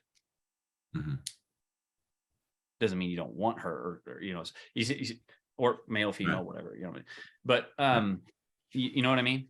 So remember that. Think about what you like and don't like, and then don't be that guy. It's a really strange game. This is art. This is, if you think you're going to get paid this much and do this thing, there is this isn't for everybody. You know what I mean? We'll see you guys. All right. Peace out, Chuck. I'm going to roll out too, guys. Does anybody else need anything? I think that'll do it. You guys have a good day. All right, my man, Captain RCM. Bill, Toodles, appreciate it. Yeah. Good Zoom. See you guys. That was really good Zoom.